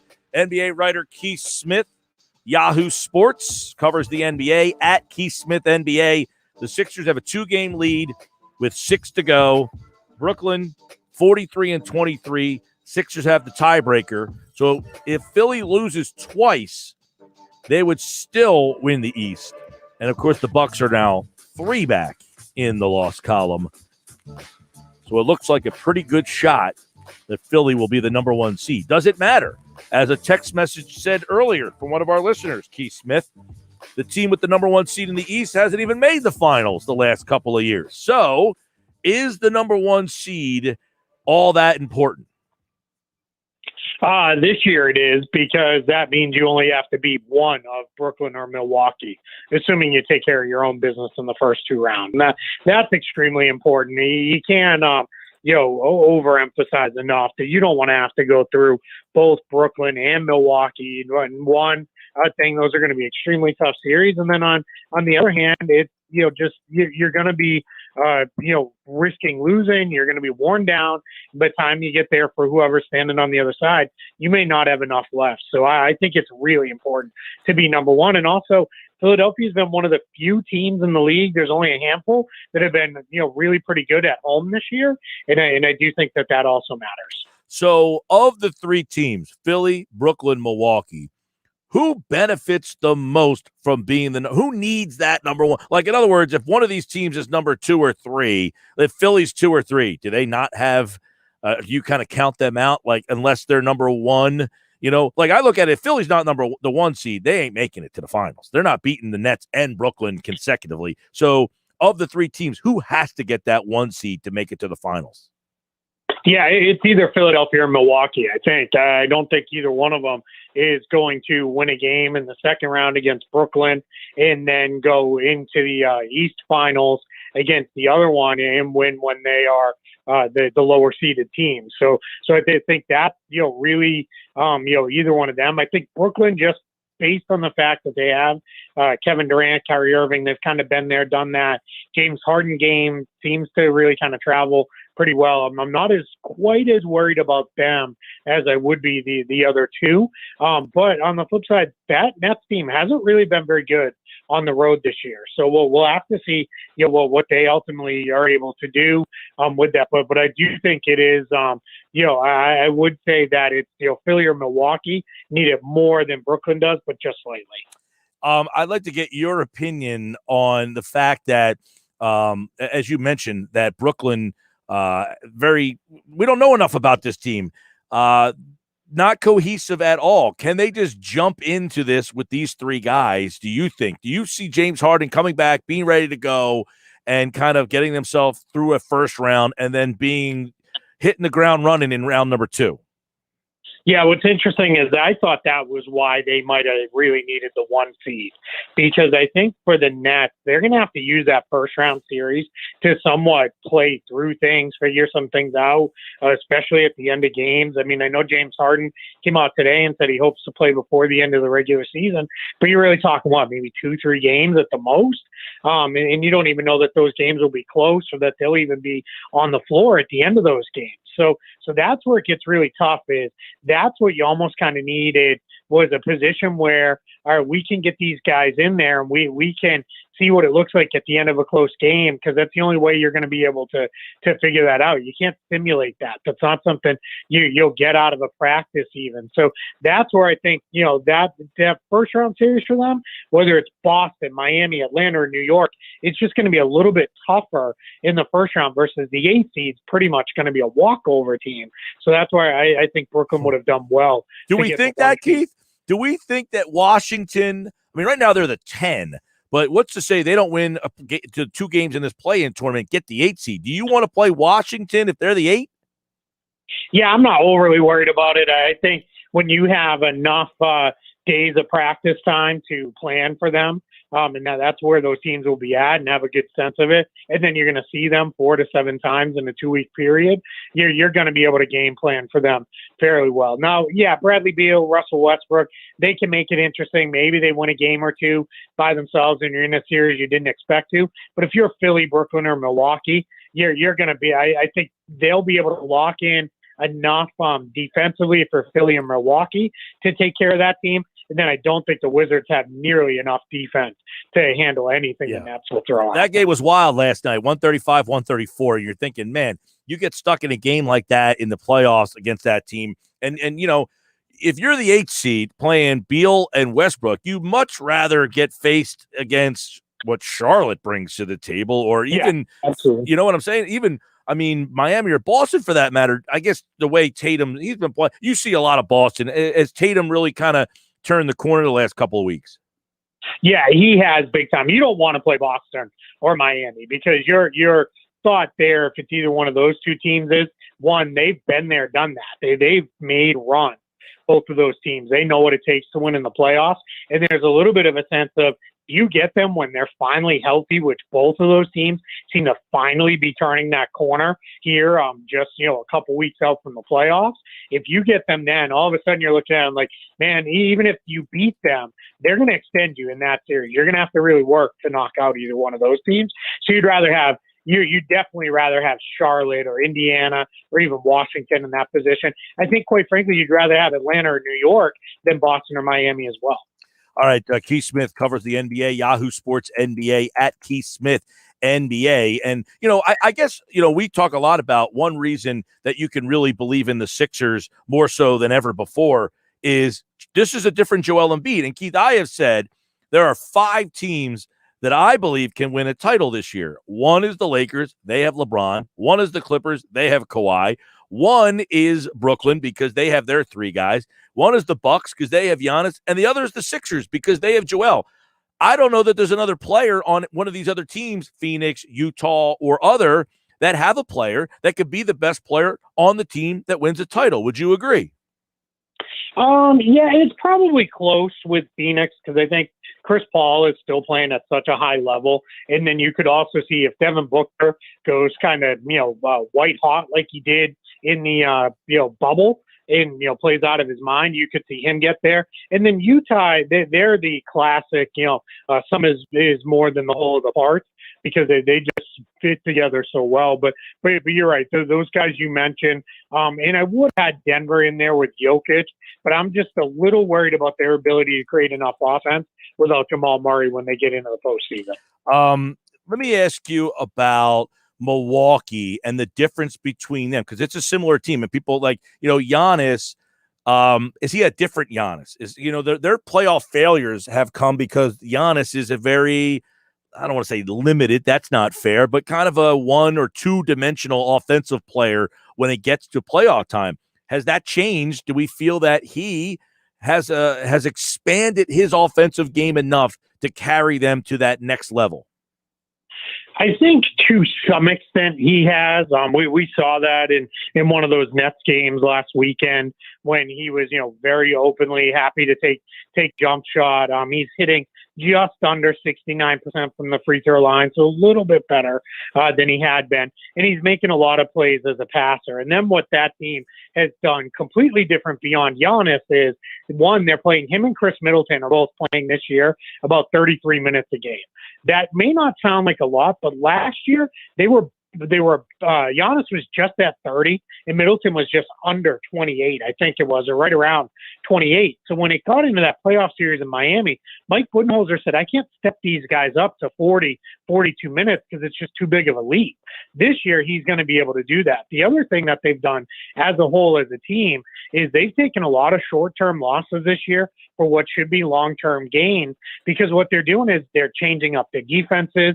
That's not always working on them, and they're kind of playing through it and figuring out on the fly, because this year you got to figure it out in games because there's no practice time. But I think that's going to help. They're a lot more, or let me rephrase that. They're a lot less predictable of a team than they were a year ago, and I think that's going to really pay dividends for them when they get into the postseason. Yeah, that's going to be one of the bigger stories because, this doesn't seem to be record-wise, obviously not record-wise as good a Bucks team. But, I think we also undervalue, Keith, that Giannis was a guy that needed to lose some, he had to get knocked down and learn that he can't do it all by himself. And I feel like, we deal with it here in Philly a lot. These fans are like, because they did what they did to get Joel Embiid and Ben Simmons, well, now they got to win right away. Well, no, these guys got to lose, get knocked down. And I feel like because Giannis was the MVP of the league, we almost don't give him that benefit of the doubt. Yeah, I'm with you. And I think, too, in the NBA, we love a team that's on the come up, but when that team kind of gets there, if they hang around too long, like the Warriors did, everybody gets sick of them and they kind of become the villain and everybody roots against them. But we also like to tear a team down very quickly. And that's exactly the case with Milwaukee. Is all of a sudden it's like, yeah, but they haven't done it in the postseason, so get them out of here. I don't really care. When the reality is they barely missed the finals 2 years ago against, what ultimately ended up being the championship Raptors team. And then last year, everything just kind of fell apart on them and the wheels came off. So I'm very interested to see. I do think this is a big playoff run for them because they have to get something going. And you're right, with Philadelphia, it's kind of in the same boat. The team I cover, Boston, as well, people are frustrated because it's like, are we ever going to win, with these guys? And it's, Jason Tatum and Jaylen Brown, all they've done is win since they've been in the NBA. And yet people are still questioning, yeah, but can they win, when it really counts? And that's just, in the NBA, there can only be one champion. And it seems more so than the other sports. We hold to, if you don't get it done, you got to move on pretty quickly, more so than we do patience-wise in the other major sports. Yeah, let me get your take, Keith, on what the Lakers' next 2 weeks might look like here. Do they get this thing going? LeBron is healthy and ready to make the run, or are they mired in a 9-10 matchup or a 7-8 matchup next week? Or I guess it would be 2 weeks from now. Yeah, I don't think they'll fall as far as the 9-10. They've got enough of a cushion there. I don't think even they'll fall as far as past 7. They're 4 games up on the Grizzlies, which is a pretty good spread to be up by with about 7-ish games or so to play. So, but what I do think is they're going to have a battle between them, Dallas, and Portland for that 5, 6, 7 range. They've all. They were all right around the same record. Dallas and the Lakers have the same record, but Dallas has the tiebreaker. And then Lakers are a half game up on Portland. So they're going to have to win games because neither Dallas or Portland is going away. So if they're going to keep themselves out of that play-in, and what's really important with the play-in is it's not only is it, go into the play-in, because I think we'd all look at the playing field and say, all right, the Lakers should win their way into the postseason from there. It's the fact that if you get to 6, you get 5 to 6 days off, where you don't have to play while the play-in plays out, because season ends on a Sunday, and then the playoffs don't start again until the following Saturday or Sunday. So that is huge if you're the Lakers. You're not having to prep for the play-in, play your way through it, and figure out where they go. So that's really, really important. Now the challenge is LeBron just clearly isn't healthy because they're still holding him out of these games, and they're right. His health is more important than any kind of wins they can get, but their path is going to be extremely difficult for them to repeat. Yeah, you're right about that, because if they play the Clippers tonight, they can conceivably be in the 7th spot at the end of the night tonight, and then you're in a situation where, okay, you're playing the 7-8 game. All right, you win maybe. If you lose that game, then you might have to play Golden State and have a Curry, LeBron matchup possibly to be the 8th seed, which would be wild. And so that there. But even then, all right, now you're the 8th seed or even the 7th seed. You've got to play Utah or Phoenix in round number 1. And I want to get your opinion on both of those teams and how legitimate of title contenders you think those top 4 teams in the West are right now. Yeah, normally in a normal year, I'd have more reservations about Utah and Phoenix than usual, because kind of what we talked about before. I don't know that either one has that one guy I can trust that guy's going to carry me and lift me. But this has been such a weird season that I do think that these teams that may be built around, hey, we don't need any one guy to kind of carry us. They may be able to get there, and I think those teams are both real. I think Utah's home court advantage is a very real one, even with limited fans. It's loud there. They don't get the same publicity of the altitude that Denver does, but altitude is an issue. Now, it's less an issue when you're there for a handful of games in a row, but it does matter. And then Phoenix is just built around, they're kind of built almost more like your classic team that's good in the postseason because they can score inside and outside. They've got pretty good depth, and their role players really know what their job is and what's expected of them. Same with the Jazz's role players around Mitchell and Gobert and those kind of guys. And most importantly, they defend. Both of those teams really defend. So I think they have a real chance. I still would lean Clippers over both of them just slightly, but it's by such a margin that it's more, to me, it'll be about matchups and health than ever. Hey, do you have any info or detail on, I know like baseball is seemingly letting you do what you want to do. The NBA is not letting teams dictate how many fans are in their arena, correct? No, so what's happening with the NBA is they're still largely going by the local guidelines of what the local guidelines are. Like here in Florida, where I live, it has been, hey, open it up, let everybody in. Now the NBA is being more cautious than that, and they're working with their teams to say, hey, we've got to be a little bit smarter. We can't necessarily, open it up to, 1 million people and fully fill these arenas just yet. But there is some thought that pending, who it is, by the time we get deeper into the playoffs, maybe by the conference finals or the finals, we may be back to pretty full building. Well, that would be, how much that could play a difference and a factor. I mean, if you're in Phoenix and they're the number one seed and they got a full building over there, or Philly for that matter, as opposed to playing with 3,500 people, that could really change the complexion of these playoffs. Yeah, absolutely. Especially considering we've got a handful of these teams that are in contention that they have not been there in a while. So think of how absolutely rabid their fans are going to be, and they're going to be making noise. You even watch some of these games right now, and for some of these teams, Phoenix, Utah, even the Knicks, limited amount of fans are making a ton of noise, and it's because they're for the first time they have legitimate reasons to cheer this late in the season. Keith Smith does an outstanding job covering the NBA for Yahoo Sports at Keith Smith NBA. We are down to the final 6 games. The Sixers have a 2-game lead over the Nets, a 3-game lead over the Bucks. We, of course, don't know their first-round matchups because of this play-in tournament, but the East seemingly will be a very intriguing – about what we do know right now is it looks like the Knicks and the Hawks are likely to match up in the first round. And then everything else, 6, 7, 8, 9, and 10, all up for grabs. 1, 2, and 3, it looks like Philly. So we will start to break down these playoffs a little bit more when Keith joins us next week here on the Boardwalk Honda Hotline. All right, Keith, I look forward to these NBA playoffs. I think they're going to be really entertaining. Yeah, I'll leave on one quick note. Don't lock the Knicks in yet. They're in the middle of a really tough West Coast swing. They have a lot of really tough games left. So they may be a team that could slide a little bit, but we'll catch up on that next week and see where it all lays out. Sounds good. Yes, they are 2 up. I know that Keith covers the Celtics a lot. They are 2 up on Boston for the 4th spot. So I guess you're right. If they're going out west and they've won 8 out of 10, they're playing really good basketball. And Keith Smith, of course, like all guests, appeared via the Boardwalk Honda Hotline. Love having Keith a part of the show, and can't wait to talk about the playoffs when they get here with Keith Smith here on the Sports Bash. All right, I'm Mike Gill. This is the Sports Bash. Excellent as always, Keith Smith at Keith Smith NBA.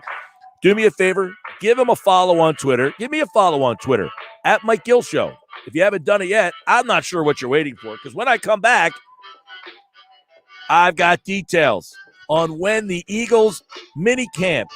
First time we'll see Devonta Smith. Oh, baby. I got the dates coming up next here on the Sports Bash live on 97.3 ESPN. Download the free mobile app. It's powered by First Bank of Sea Isle. And watch the show live. Video. Facebook, YouTube, Twitter. I'll be back.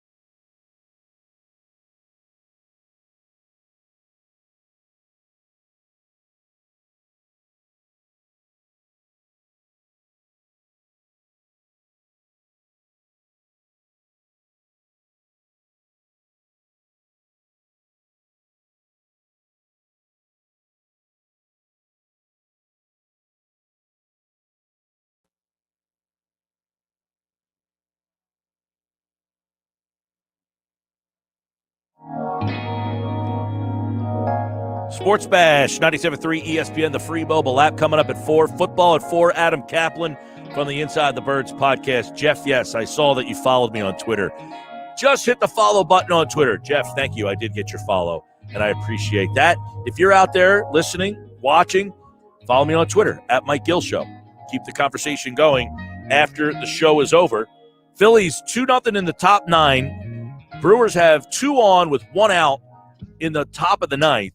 Wheeler is trying to go for a complete game shutout here. He's got 115 pitches.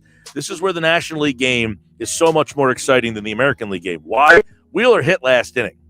In the National League game, Wheeler had a bat there. In the American League game, it wouldn't matter. But the Phillies elected to let him hit to go for the shutout. Well, now he's in a little bit of a pickle. So we'll see what they end up doing here. It's a 2-2 count on Colton Wong with runners at first and second and 1 out.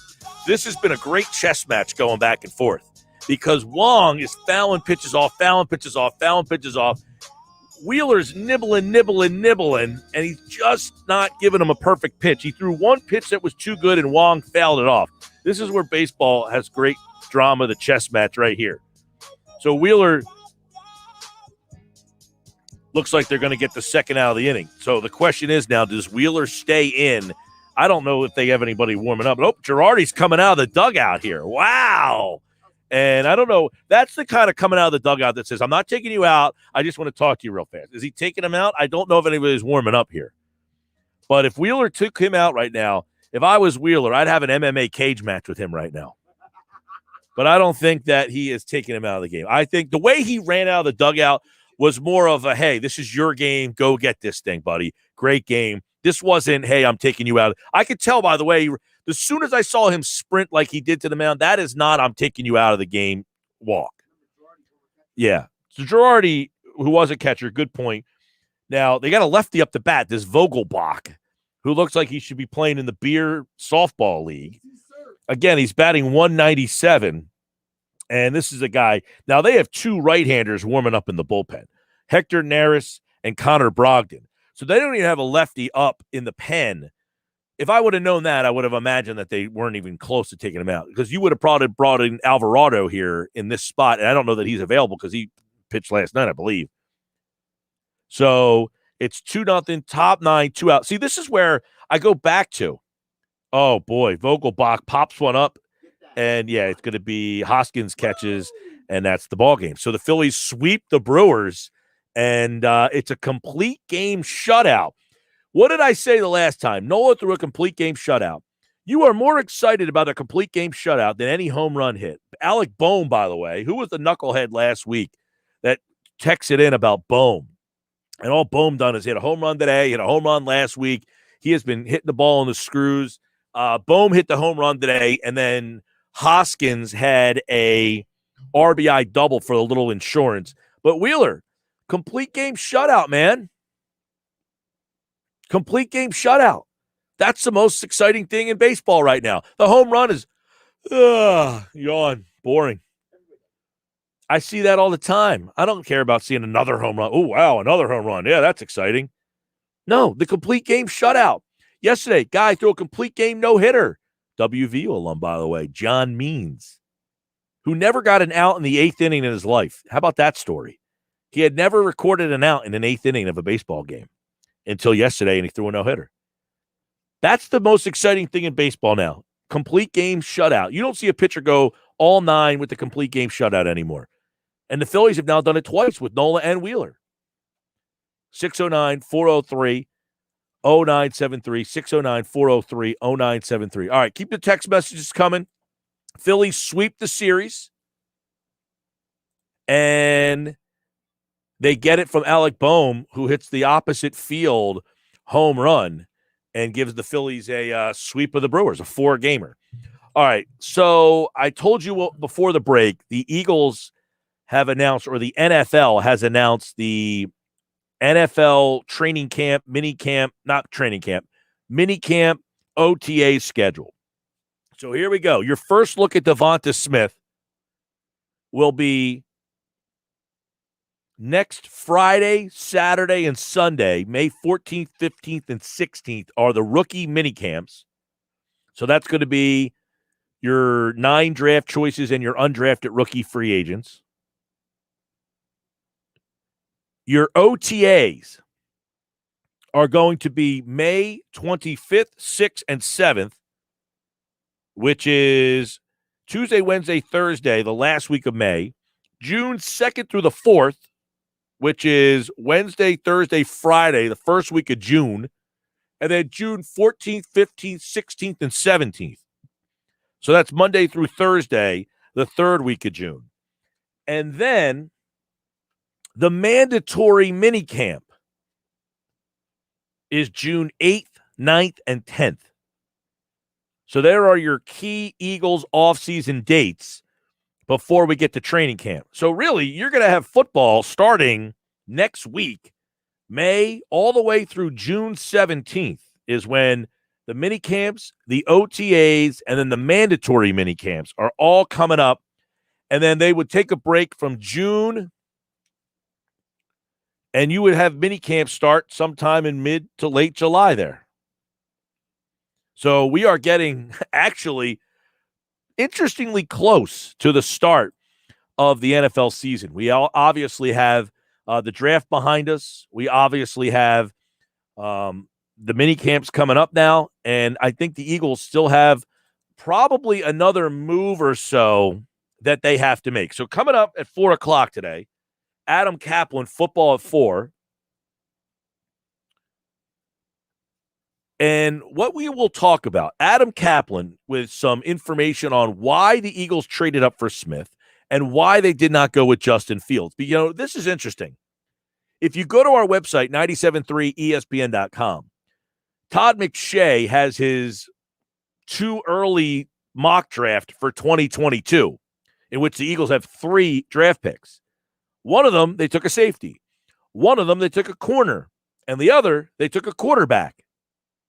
So why not take the quarterback this year? Adam Kaplan has that answer coming up at 4 o'clock today on the Sports Bash Live on 97.3 ESPN. The Eagles make their 9 picks. We'll get Adam's thoughts on how each one of them will fit in to this year's team and onto the roster.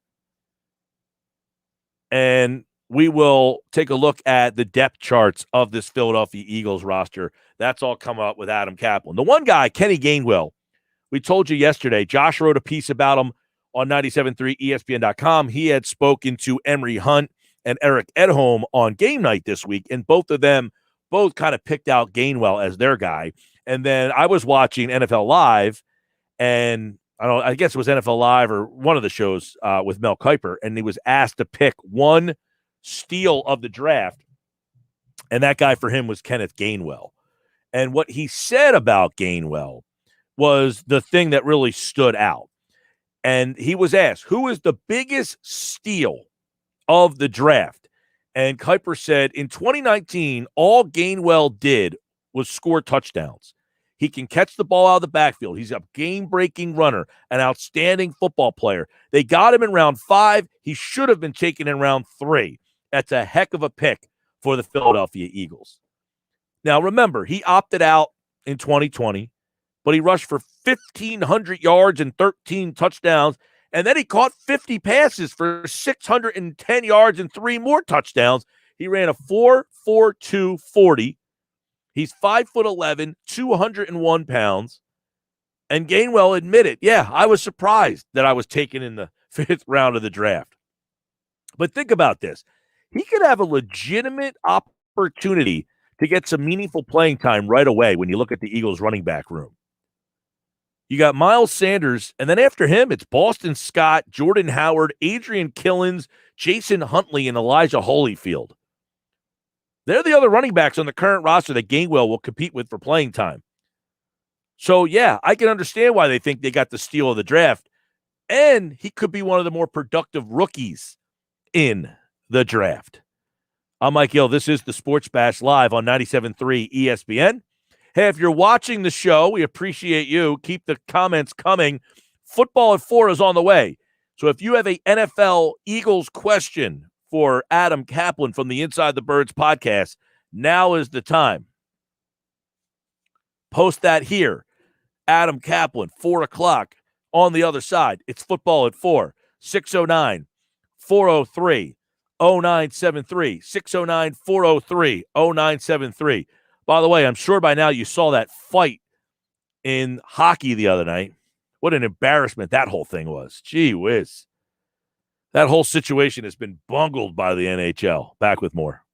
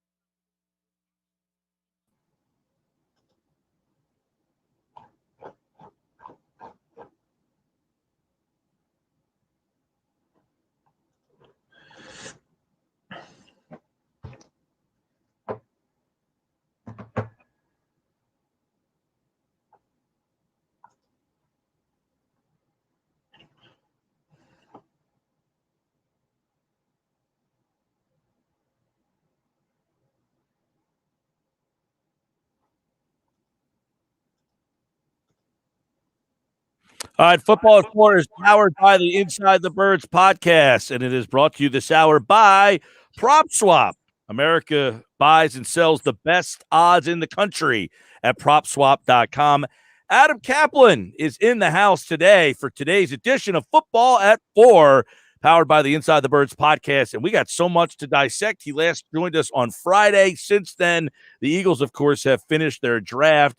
And now what is next in the roster building? By the way, Adam, we just found out the OTAs and minicamp dates in which the Eagles will be out. So we're going to have some football here in like next week. It's going to feel like the season again. Yeah, good. Mike, good to talk to you. Yeah, well, but again, we'll see who shows up and doesn't show up. That's going to be the challenge there. But, yeah, look, I'm just hoping I could have a training camp tour. I hope to get to see the players on the field. Last year was tough, not being able to get to camps. You know, we were able to see the Eagles, but I like to see the whole country. I cover 30 teams, not just one. But looking locally at the Eagles here, it was certainly, if you look at the overview, the draft was certainly interesting. There's no question. We'll talk about the trade up for Smith. They didn't draft a quarterback. Boy, I thought they would. I thought for sure not at one, but I thought before the end of the draft they would draft a quarterback. They didn't do that. They only drafted the one cornerback. They did draft 6 defensive players. I thought at least 2 outside corners. They only drafted 1. It was. I think overall the draft was good, but some of the things they did I was not expecting. Well, I mean, does the message there of what they ended up with and what they didn't get truly say they stuck to their board? Yes, that's part of it, Mike. Although I would argue Milton Williams was not the pick there. I would say this. Milton Williams was a guy they liked a lot. The coaches did. No doubt, Tracy Rocker, I'm told, the D-line coach, the new D-line coach, was instrumental in his grade and them wanting him. I get it. He was one of 3 players they were looking at. But that was, and also analytics was part of that pick, I believe, based on the workout numbers, which were incredible. But there's some challenges with him. Arm length is not what you want at D-tackle. But as we outlined on Inside the Birds, Mike, they're running a front where the guys are going to be active in the D-line, where they're not always line up in one place. So we'll see how that works out. But, yeah, I would say to summarize it, yes, I think for the most part, the general manager stuck to the board, which he didn't do totally, as we know, the previous 2 years. And I just found it really interesting that he never denied anything that was in the Athletic article. He talked at least twice about these scouts and our guys work 9 months of the year on these players and sticking to the board. I just thought that was interesting that he talked about that, which would be basically admitting that I'm aware it's out there. And he didn't even try to, you notice, like, he's not even trying to fight the information that's out there anymore. It's futile because anyone who covers the team closely knows exactly what's happened the last couple of years. Yeah. So very interesting.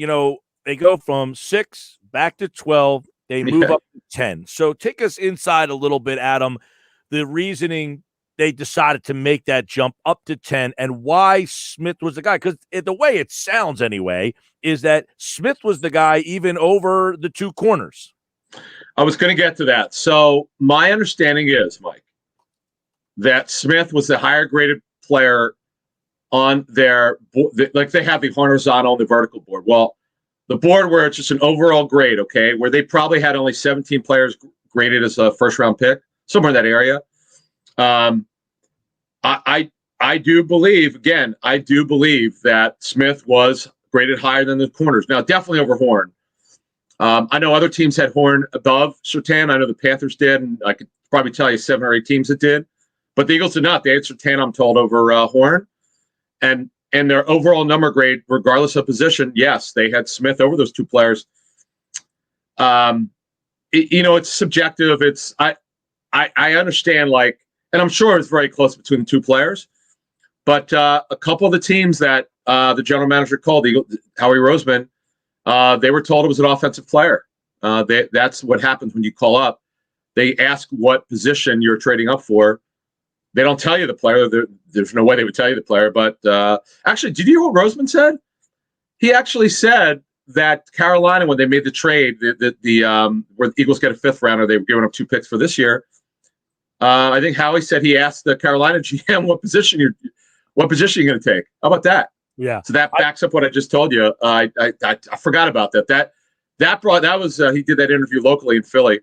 But I thought that was really revealing, and that does go on. That's a little bit inside football stuff for you. Yeah, and so they make the trade to go from 12 to 10. They give up a third-round pick in this year's draft. They do it, Adam. The one thing that I think we all kind of thought was not going to happen was by dealing inside the division with the Dallas Cowboys. But it was almost like a little three-team struggle there between the NFC teams. Yeah, and the other thing was I had reported before the draft, and I actually said this on our pre-draft show with Jeff Mosher and Greg Cosell. I said, I'm pretty certain two corners are going to go within the top 10. I know people don't believe it, but it's going to happen. Now, I didn't know it was going to be Denver, the second one. I knew Carolina was going with Horn. I did not know that Denver would pass on Justin Fields. That floored me.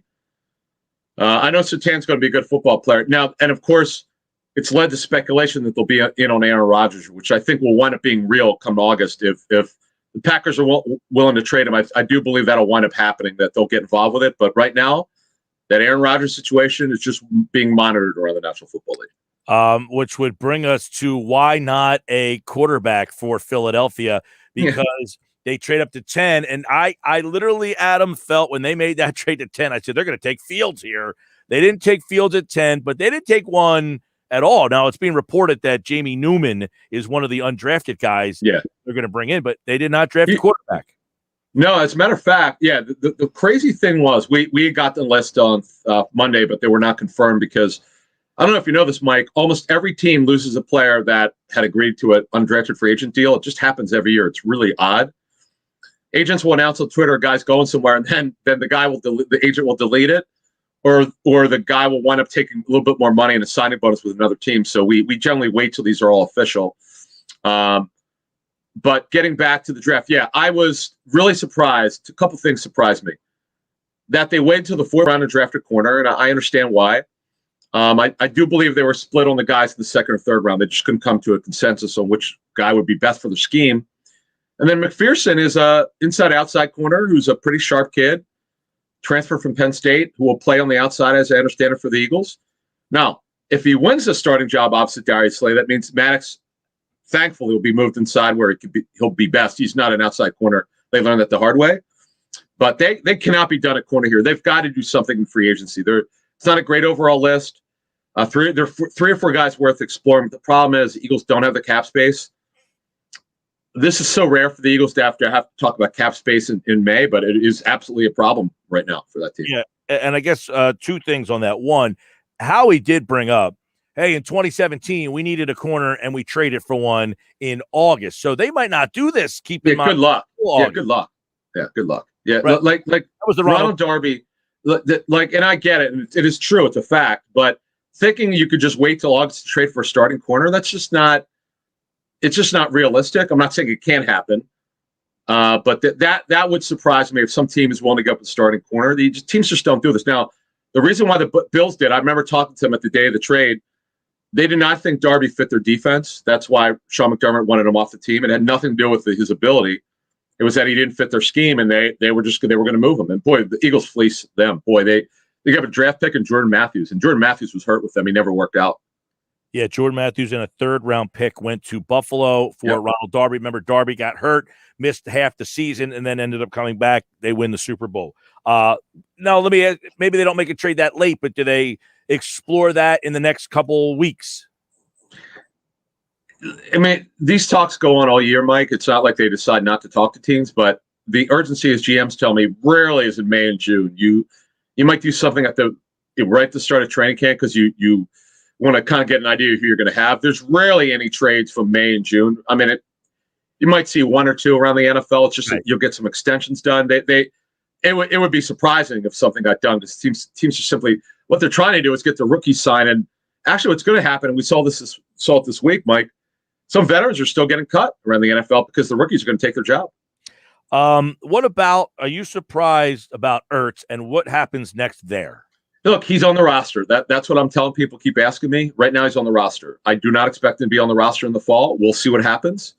The issue is not a lack of interest. There's interest in him. One team told me last week when they backed out of the deal. This is going back in earlier in free agency. This high-ranking team source from a team that had interest in him said that they couldn't make the money work. He's making $8.5 million. That's his salary. And if you're Zach Ertz, I'm sure he's not going to want to take a pay cut. So that is, to me, going to be the one issue that's in there going forward here. If they do move him, I'll be fascinated to see how much he's willing to take, or what the other team is willing to take. Are they willing to pay $8.5 million? That other team. And by the way, there's some teams that did not draft a tight end or did not solve their tight end issues. So that's, I'm sure, where the Eagles will look at, because Moshe reported the Bills had interest, but was not likely to happen. The Panthers, we heard, had interest. They filled it. Forget about them. They drafted Tommy Tremble. There's no way they're trading for him now. Ertz. So the list is dwindling for teams that need a tight end. That's kind of where we're at here. But again, we're in May. We're not in August or September. All right. Adam Kaplan, the new Inside the Birds podcast dropped this morning. So make sure, if you haven't, check that out. And they discuss a variety of topics on there, one of which I want to kind of get into is this defensive line, because they drafted 4 defensive linemen in this particular draft. And Roseman said, as long as I'm in charge, we're going to draft offense and defensive linemen. Well, that's what they did. They drafted 2 tackles and 2 ends in this draft. So how do you see the roles of those guys in this particular scheme? Yeah, so Milton Williams will be a DN and a D tackle. I would assume he'll play in nickel inside. Now, here's the thing with Milton Williams. Way shorter arms than you want as a D tackle. They have to figure out what his weight is going to be playing in the National Football League. He's got work on technique to go through here. He played at a lower level college football, so this is going to be a big jump for him. His tape last season was outstanding. His workout numbers were off the hook. Analytics play into that, and I get it. But this is a big jump for him. He's not guaranteed to play every week. We'll have to see what happens with him, but he's a fun player to watch. And Tupelotu, let's go to the 6th round pick. He's a very interesting player. He should have been higher. In fact, when you hear that a player had higher grades from a team, that means that more than one grade was turned in. Like, generally, for a guy that is drafted in the 1st round, there'll be 6 or 8 grades turned in. The area scout, the personnel director, the assistant college director, the college director, the general manager, the over-the-top scout, the national scout. So with Tupelotu, he had more than one grade, and the guy should have been higher. He should have gone in probably the 3rd or 4th round. He just dropped down because he's more of an inside tackle, not a great pass rusher, with some upside as a pass rusher. This seems to be a good value for him. Moshe reported that they're looking for a guy who could play the nose. They're different. There are very few old-fashioned nose tackles. Defensive tackles now are rarely right over the center. They're shaded. They're used all different sorts of ways. This kid, I'm told, could do that. And then the other 6th rounder, Taron Jackson, Coastal Carolina. I don't see him dressing this season unless he has a great training camp. And then Patrick Johnson's going to be an outside linebacker. He has really good pass rush upside, I'm told. He is an interesting player. We don't know how he's going to play Sam linebacker most likely, but we do wonder, depending on what front they use. They're a 43 front, but depending on what they use a nickel, how he'll line up. So between Williams, Tupelotu, Jackson. Now Johnson is technically an outside linebacker, so he wouldn't be a D lineman.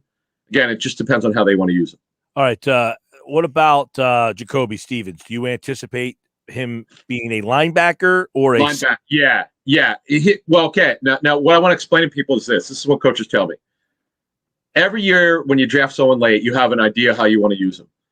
Right now, he's going to be a linebacker. We'll see what happens. We'll see how he performs in training camp. This one is open-ended to me. First, they're going to try him at linebacker. If it doesn't work, he'll move back to safety. He could be a hybrid player like Malcolm Jenkins. Who knows? Mm-hmm. This is a 6th rounder who's got to earn his keep. Fans love running with stuff. Oh, well, he's going to be the new Malcolm Jenkins. Let's slow your roll there. Let's just see what happens. Because people, I love it. People are so excited. My guy Kenny Gainwell. I mean, no one more in front of this one for the draft. I gotta call my Jets. We're gonna have a special guest. I'm not gonna announce it. Someone connected to Gainwell. We're gonna have on Inside the Birds at some point. But Gainwell is a very interesting player. Keep an eye on him. But defensively, Mike, it's going to be completely different from the wide 9. It's just that's gone. I mean, they might maybe use 10 snaps a game in the wide 9, but in general, the wide 9 is gone. It's a whole new ball game now on defense for the Eagles. Adam Kaplan, Football at 4, powered by the Inside the Birds podcast. So let me get your then take and what you've been hearing about what they're going to do with Dickerson? Is he going to be ready to play? Yeah. Is he in the mix to play right off the bat? I mean, is he in a competition with Kelsey, Sayamala, or do they just view him as backup insurance right now? Yeah, I was told that they're going to cross-train him. He will be Kelsey's eventual replacement.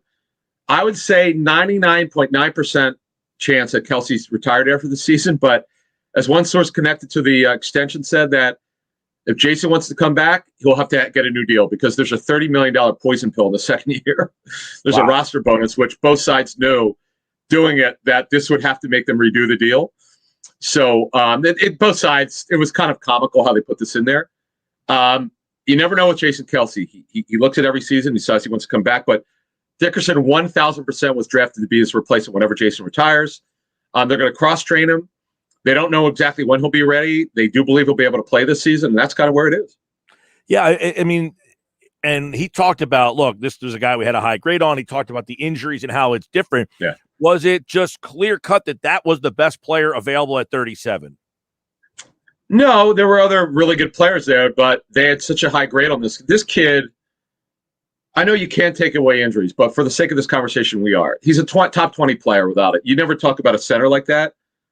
This guy, size, strength, intelligence, he's not Jason Kelsey as an athlete, but he's athletic enough. Leadership, incredible. This guy eats and breathes football, okay? The fans will fall in love with him. I just hope he could stay healthy because he has a chance to be, if the knees hold up, and I'm not kidding about this, a 5 to 6 time Pro Bowler. This kid might be one of the best gifted centers in the last 20 years to come out of college football. But again, you can't ignore 2 ACLs, one right, one left. This latest one I'm told is left. 2 ankle surgeries. You just don't know if he's going to last. Who knows? He's a large man to play center, by the way. I know, and that's another thing, Mike. I'm glad you brought that up. He's a little bit bigger than you want at center. Again, he is getting cross-trained guard. Right. What's that? Or guard for that. To be 6'6" and play guard, that's a big man. Well, guard. Todd Herman's played guard. I remember talking to Todd when he was a rookie, and they had him put on weight, take off weight, and we'll see. You know, this kid Dickerson's an unbelievable prospect, but you can't ignore the injury history. That's right. I'll leave you with this, Adam Kaplan. What is your take on what happens with Aaron Rodgers? I think it's only going to get uglier. I put a pretty interesting scoop out, Mike, last week when this ESPN story broke. It's just very quickly here. Last season, it was not a secret if you really knew the team that Rodgers was unhappy despite how well he was doing being an MVP. So a source from one of the opponents told me that either during a timeout, maybe at some point during a game, he went over to the opponent's huddle, didn't get in it, of course, went over to the defense and said, "Get me out of here," to the opponent, "Get me out of here." Think about that, Mike. This guy clearly was miserable because he clearly doesn't trust the front office, obviously the general manager, and he was furious. And it didn't affect his play. It actually motivated him to be great. Only if Carson Wentz felt the same way, but nevertheless, he clearly wants out. And the end game is this. If Aaron Rodgers holds true to truly holding out, not showing up to mandatory OTAs is not a big deal, although he'd be fined for that. If you don't show up to training camp based on the fines, you're serious, and then it's on. And I do believe they'll wind up moving him. If he does not show up to training camp, I do believe to answer your question, I do believe they'll. Earlier, you hinted that Philadelphia would make that call. I did. Well, you said that if he was going to be moved, they would be involved in that call. Oh, I don't know about that. I don't know. I didn't hear what we were talking about. I don't know about that one. All right. I was a little surprised by that. No, I don't think I said that. Because if Philadelphia does have the ammunition to make that deal. Well, look, they were in on Watson to start free agency. It wasn't just right before the bad stuff came out on Watson, the alleged stuff. I was told they were in at the beginning of free agency after one trade was completed. They were in on Watson. We've known on and off they've had this far away love affair with Russell Wilson, but the Seahawks are not making him really available technically. But Jalen Hurts is going to be the starter this season. For Jalen Hurts, they had to get through the draft. They had to pass on Fields, which was quarterback. If they would have traded for a quarterback, it would have been Fields. I feel pretty strongly about that. But they didn't. They went with a receiver, and there you go. That's it. They would have the ammunition to make an offer for Rodgers. They have possibly. Oh, as far as Rodgers, no, I was just. You just asked me what do I think will happen with him. Yeah, I do believe he'll be gone. I do believe he'll. If it goes south, to make an offer though, they have enough ammunition to. Yeah, they do theoretically, but here's the problem, Mike. Denver, I would expect. I said Denver would be in on it, not the Eagles. That's why I said Denver. Okay. But theoretically, do they? Yes, but again, they would have competition. Now, I've gone through all 32 teams. The Raiders would make sense. Derek Carr's got 2 years left on his deal, no guaranteed money. How could you not be? I don't care that he's 37, going on 38. Why would you not, if you're a team, be interested in Aaron Rodgers? He's a super type A. He can be challenging to deal with, but Mike, this guy's a once-in-a-lifetime player. But he has to guarantee that team he wants to play till he's 40, though. You can't like redo his deal and him decide he's going to walk away in 2 years. All right, Adam Kaplan, check out Inside the Birds. The latest pod dropped this morning at 6. A new one will be out Monday morning, 6 a.m., and the NFL draft in the books. Great stuff, as always, from the Inside the Birds guys. And he, like all guests, appeared via the Boardwalk Honda Hotline. Adam, take care, pal. You got it. See you.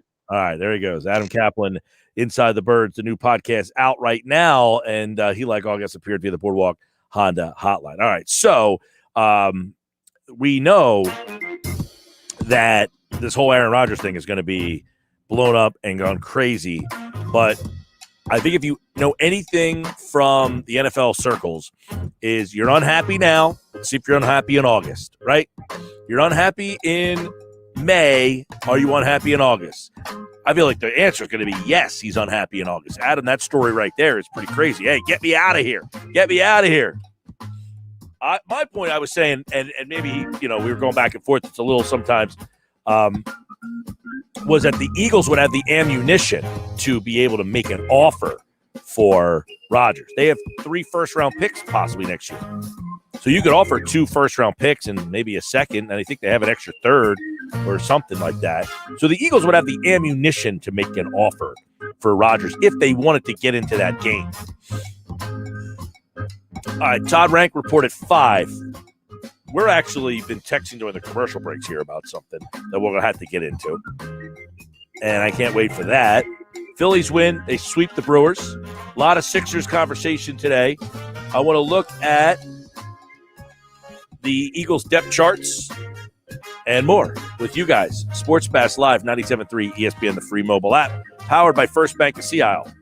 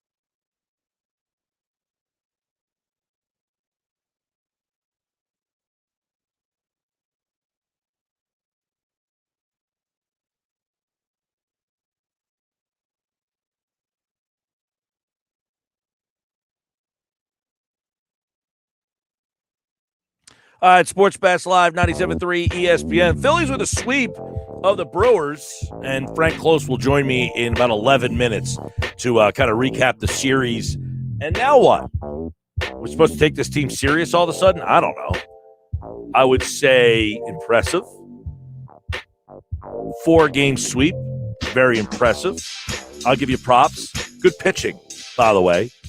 Wheeler, Eflin, Nola, those three have pitched very well in the series. Chase Anderson was had a 5-0 lead last night. Can't rip them. They won the game. They held on to it.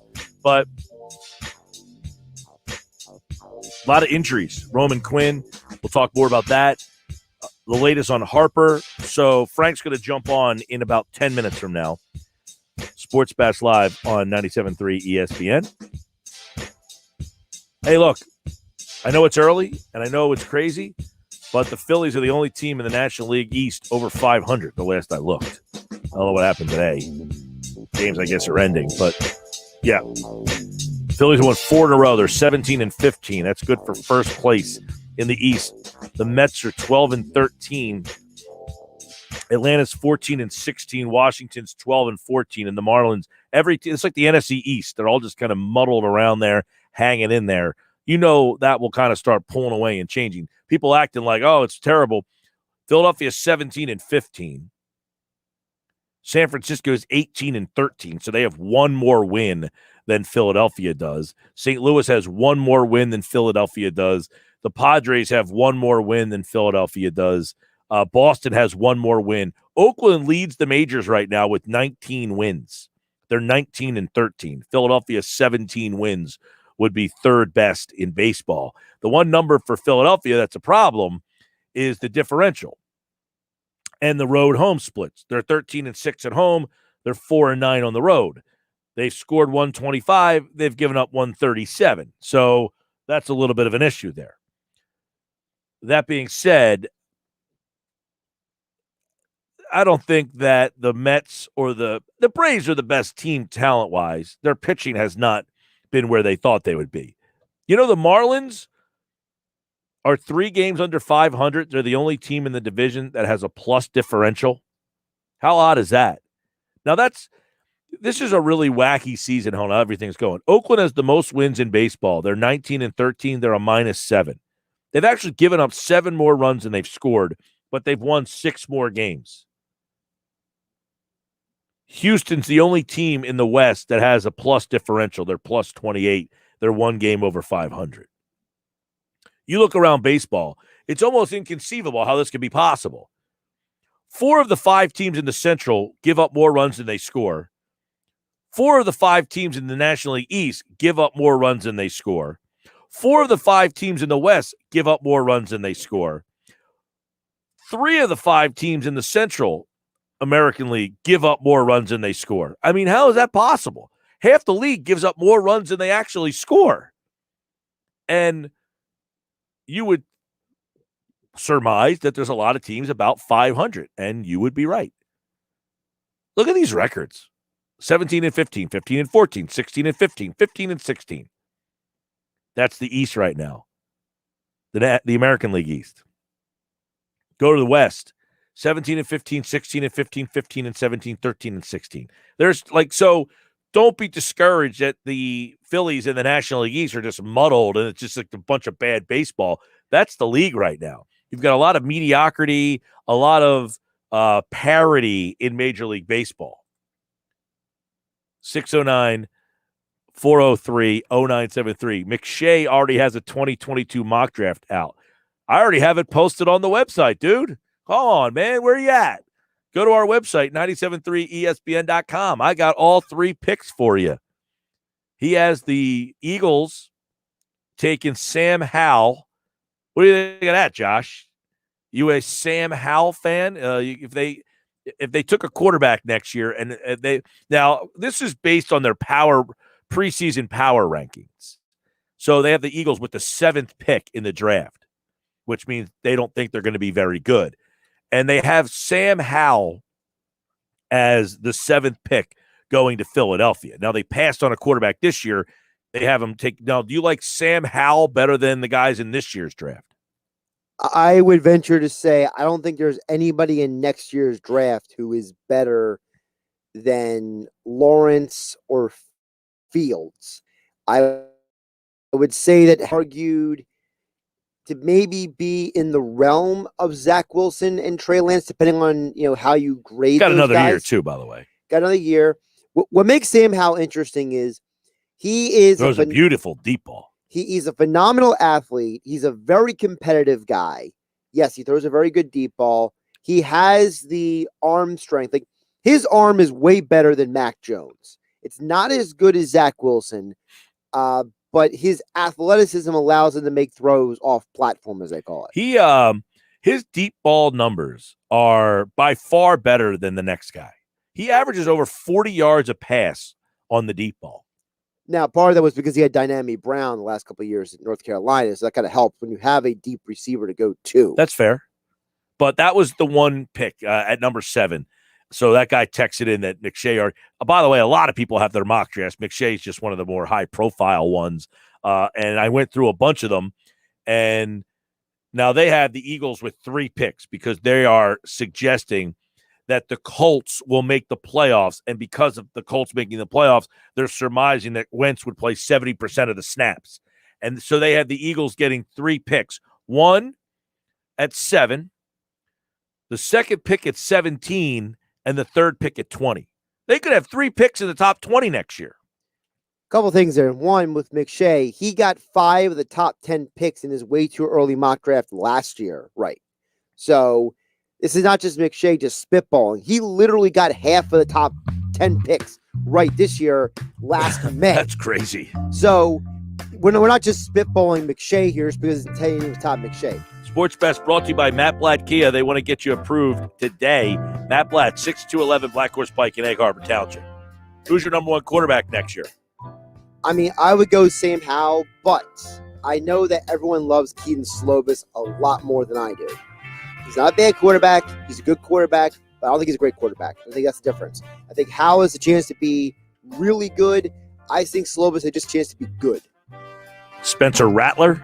I'm not a Spencer Rattler guy. I think that his decision-making is too erratic. I am not a fan of how he manages an offense still. I think that he is way further behind than all the other Oklahoma quarterbacks the last few years. Now, McShay has 5 quarterbacks going in the first round next year. So people talk about, hey, you can just get your quarterback next year. Sounds like you can just get one next year. It's always next year. It's like the Cubs syndrome. Don't forget, there's always a quarterback who is not talked about for several months before the draft who always rises up the board. So don't be surprised. Well, that was Jamie Newman last year was the 4th guy. It was the 3, and then Newman was the 4th. Right. He then he just opted out. signed with the Eagles. Right. Then he opted out, and that changed his situation. The year before, no one knew about Sam. No one cared about Joe Burrow. This past year. That's true, and he was the number 1 pick. Right. Nobody cared about Zach Wilson this past year or Mac Jones. So every year there's a guy who rises at the boards nobody foreseen. Well, who's rising to the board? Frank Close. He's going to rise and talk some Phillies with us next. They just swept the Brouhaha's. Should we be excited? Find out next.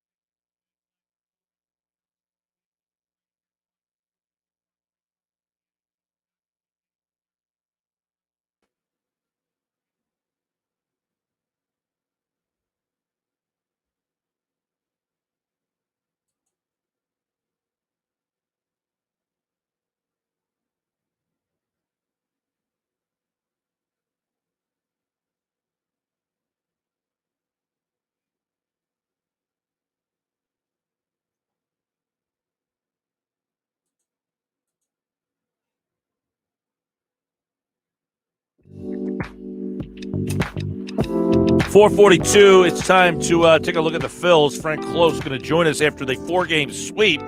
Some excitement in the air. The first place Phils this hour brought to you by Prop Swap, America's sports betting marketplace. How about buying a ticket for the Phillies to win the East?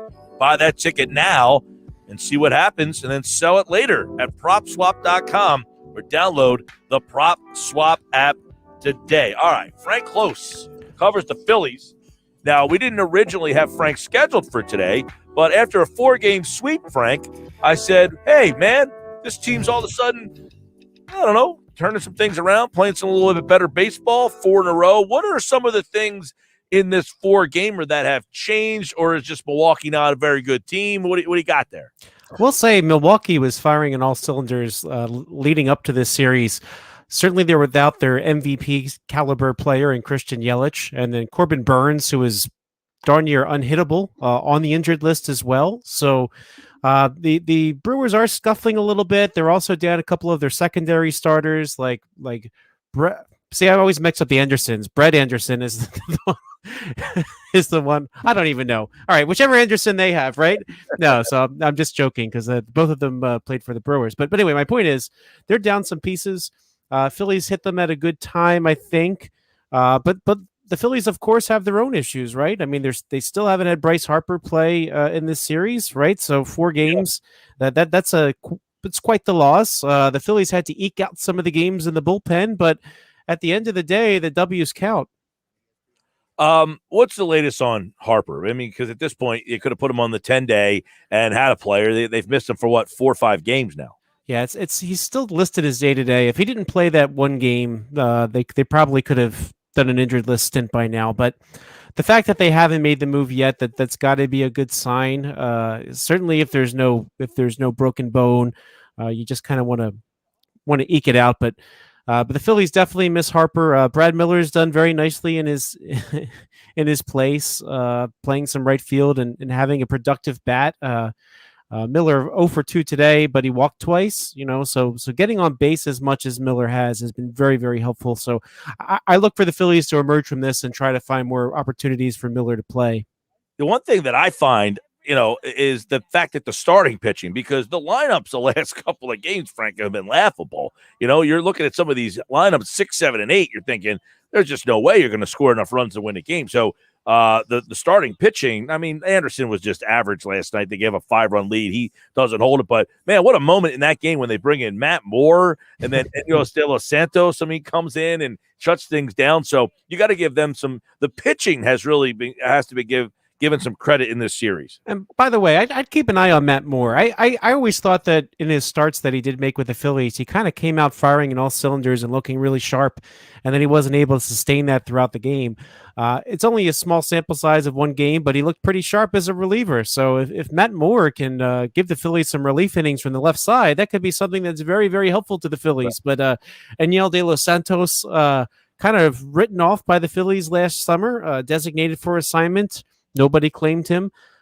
This spring, at the beginning, they said, hey, he looks kind of good. He ended up finishing the spring with a 10-plus ERA. But again, he's somebody that the Phillies grabbed in their rebuild that they thought had a lively arm that could be something someday. So at the very least, if you can have someone like that in the minors that you can call upon every once in a while when you need him, he could be somebody helpful. But just make sure he's on the lineup card. Yeah, right, exactly. So moving forward, do we think that Moore is in the bullpen and Velasquez is in the starting rotation?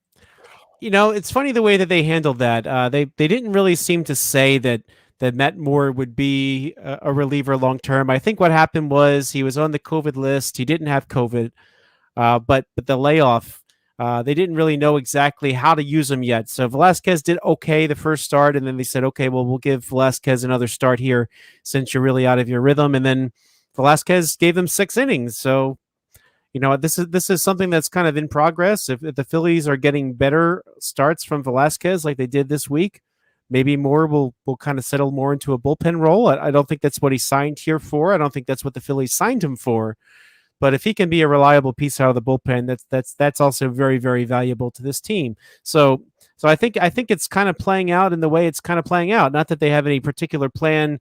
They had a particular plan to keep him out of the rotation, but hey, well, you you could stack him and Anderson on the same, like have Anderson pitch 4 because he's not getting past that, and then Moore come in and get pitch the 5th, 6th, who knows what. But yeah, and in fact, I wondered if that's what they would have done the other day with Velasquez and stacked Moore behind Velasquez, at least because Moore hasn't gone deep in games yet. Maybe he could give him a few, but hey, Velasquez did okay. He's done okay now and then throughout his 6-year Phillies tenure at this point, right? So I think they're just trying to ride the hot hand right now, especially when so much is in flux and then without a couple pieces in the bullpen. Now, moving forward, you have Quinn yesterday got put on the injured list. He's going to be gone. You had Joyce put on the injured list, so you're down a couple of outfielders. They brought up Moniak, but do you think they should have just let King? He finally gets a nice, something. He gets a triple, wins the game. Did they have to call him up to sit there?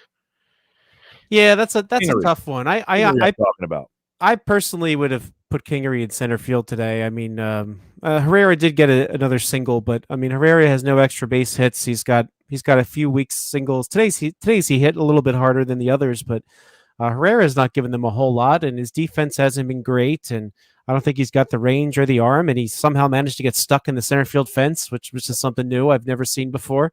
But I would have given Kingery a shot in center, even if he's up for a day. I mean, I get the idea that they don't want to keep yanking him back and forth. He's probably somebody that goes right back down when they activate Gene Segura, which could be at any moment now. But Moniak's around. They seem like they're going to use Moniak mainly for defense late in games at this point, especially without Harper. I mean, Miller is not really an outfielder, but he'll play the outfield for you. So Moniak, came in for defense today. So I could see some of that until things settle down. And yeah, it's a shame about Matt Joyce that he didn't really give the Phillies what he seemed like he was going to give them at the beginning of the year, and then ended up on the IL. So I don't really know if that's something that had been nagging him for a while, but I was really surprised when he ended up on the IL.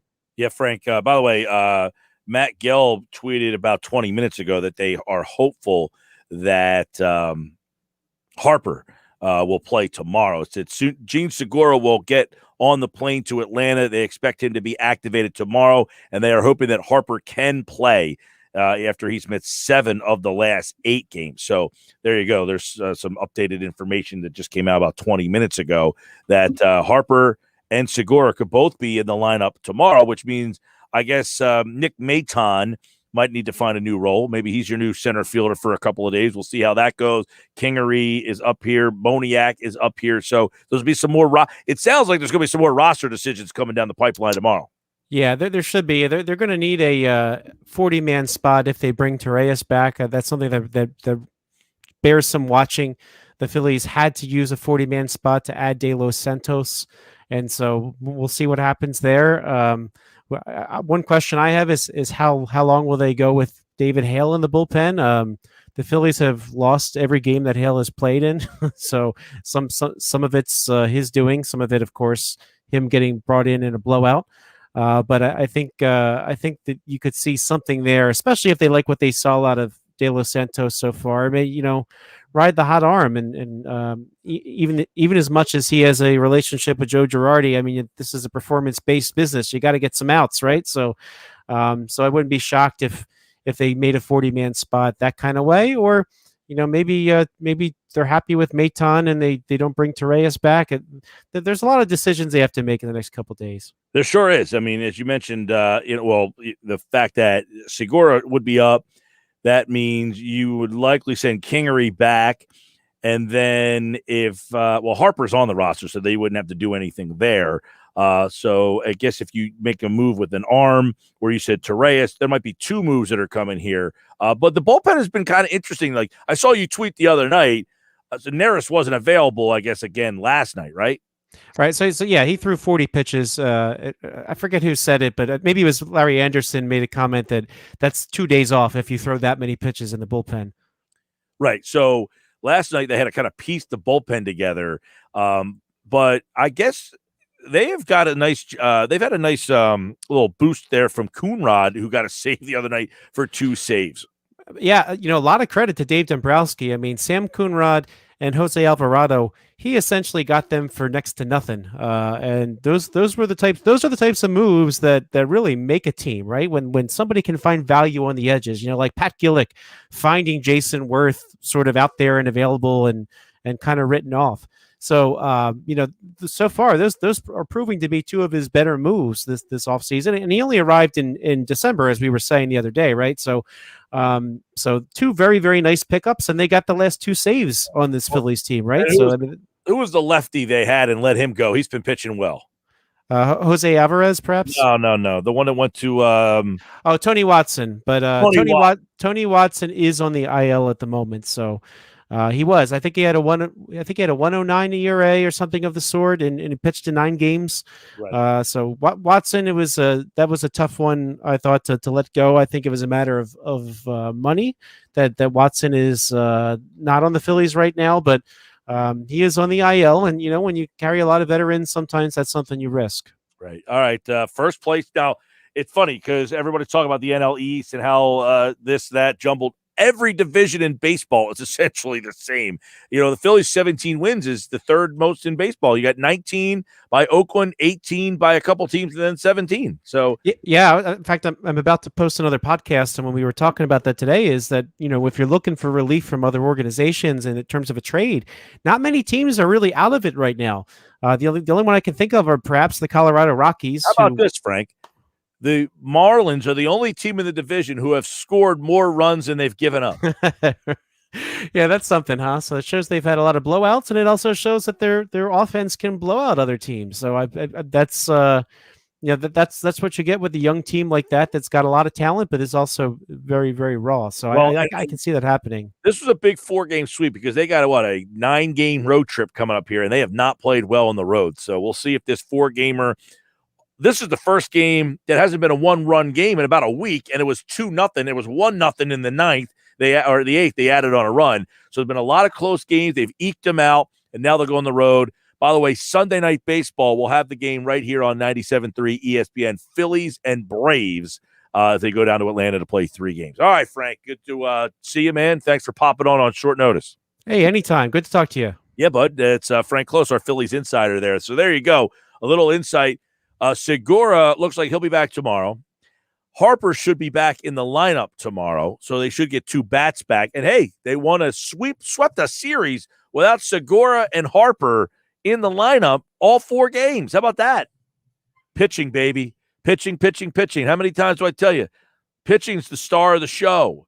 That's who the star is, the pitchers. Forget all these long balls and the launch angles and this and that. The pitchers, they're the stars. They're the real stars of this game. Well, nobody can hit, for God's sakes. All right, coming up, it's the Ranck Report. Todd Ranck will join me on the other side, get his thoughts on the Sixers as the number 1 seed. Are they legit? Can you take them serious? We'll get an opinion from someone who lives on the West Coast. Coming up next here on the Sports Bash Live, Todd Ranck, former co-host of the Sports Bash, joins us for a little Ranck reunion next.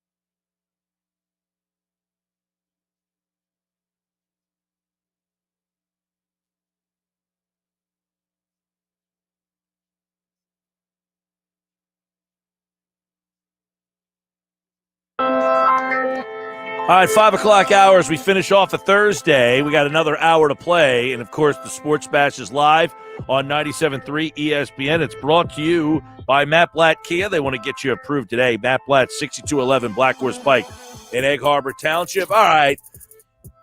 It's time for the Ranck Report. Todd Ranck, the former co-host of this very program where we battled daily, is back for another conversation on what is going on. We've been battling on the text messages throughout the show today. I was going to say, maybe they don't hear us battling every day, but we still continue to battle each and every day.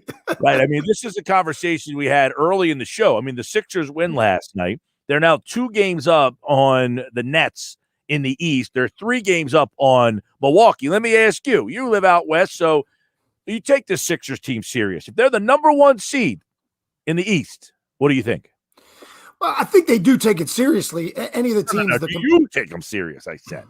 Well, I mean, I think, but I'm a little partial because I'm from the East Coast. I do keep an eye on the Sixers, maybe more so than the West Coast fan or maybe some of the players. But I would say, look, they're a team that's going to be one that's going to be a tough out. Well, they're the number 1 seed, though. You're not looking for them to be a tough out. You're looking for them to be the favorite. Yeah, but when you look at all the teams, do you look at them, even though they might be the number 1 seed right now, are they, in your mind, the favorite across the Western and Eastern Conference as we speak today? I would say this. If they are not the number 1 seed, they're not making it to the finals. But they have a shot to make the finals if they land that number 1 seed. Because if you're the 2 or the 3, you have got to beat both either Brooklyn and Milwaukee, because you would face one of those teams in round 2, and then you would face the other one of those teams in the Eastern Conference Finals. They're not beating both of those teams en route. But if you're the number 1 seed, you will only have to face one of those teams. Well, but what you've just said to me now is, in essence, Brooklyn or Milwaukee to you is the better team because they're going to have to beat 2 of those teams to get there. That's not what those 3 teams to me are all very comparable. I think whoever's the 2 or the 3 is going to have a tough time beating 2 of those teams. So do I think somebody can? Yes. I think the percentage is pretty low that you're going to, like, if you're Milwaukee and you beat the Nets in the second round and now you play the Sixers, are you going to beat the Nets in round 2 and then beat the Sixers? Like, you're going to probably be in a battle in round 2. Then you're going to have to battle. Whoever goes through that, those teams that finish 2 and 3 that will have to face each other in that second round, I think it's going to be hard to ask them to win that second round and then come back and beat the Sixers on the road if they're the 1 seed. Now, if the Sixers are 2 or 3, which is unlikely at this point, they have a 95% chance. They're 2 games up with 6 to play. I mean, they'd have to crap the pants basically to lose that, which is possible, I guess. We've seen crazier things. But they got a 2-game lead with 6 to play. They play Orlando twice. They play the Pistons on Saturday. They play the Pacers coming up. They're not losing 3 times. And they have the tiebreaker on the Nets. So even if they lose twice, they have the tiebreaker and would beat the Nets anyway. Well, and is this more important for the Sixers in your eyes to be the 1? Because obviously the Nets, they're setting up for the playoffs, right? They believe they can beat anybody if their team is fully healthy. Now, what do you think about that? Because, yes, this is more important to the Sixers because they have to get home court because, as I just chronicled, you're not beating whoever you play in round 1. If you're the 3 seed, we don't know because of this wonky play-in tournament that they got now, which I can't stand. I'm on LeBron's team here. Whoever came up with this should be fired, right? I'm loving it. You know I love it. I love it whenever they can mix it up. You like it because LeBron hates it. No, I actually didn't hear what LeBron said, but I will say this. Whoever came up with the play-in tournament should be fired. Yeah, well, guess why he doesn't like it? Because his team is slipping and sliding all the way into it. He didn't expect his team to ever be close to this. Well, of course not, but that's what happens when he doesn't play half the year. They're going to lose tonight against the Clippers, right? And then they'll be that number 7 team. They'll be in that play-in tournament. Well, and let's be honest. I like to go to that game, by the way. Well, I'll get to it when I need to, but it's not important right now. We'll go to one of those games out there. Like, come on. I'll get to those Clippers this year. I like what they've got going on, although I still don't believe in Lou, but we'll see what happens. But I will say this. I think it's going to be fun for the fans. I get that the players don't like it, but I do actually think, at least in the Western Conference, it's going to be real fun. I don't know about the Eastern Conference as much. Why not? Well, because I'm just looking at the players. If you've got LeBron versus Steph Curry in a play-in game. Oh, come on. How about this Washington team that's got Beal and Westbrook? They've been going bananas. No, it's been fun to watch. Look, the Knicks, I know the Knicks are number 4, I think it is, but the reality is nobody saw the Knicks exploding like they have. There are storylines to these playoffs, and I just think, look, I don't mind when there's an added piece to mix it up, to maybe see, did we like it? Were there things we could tweak about it?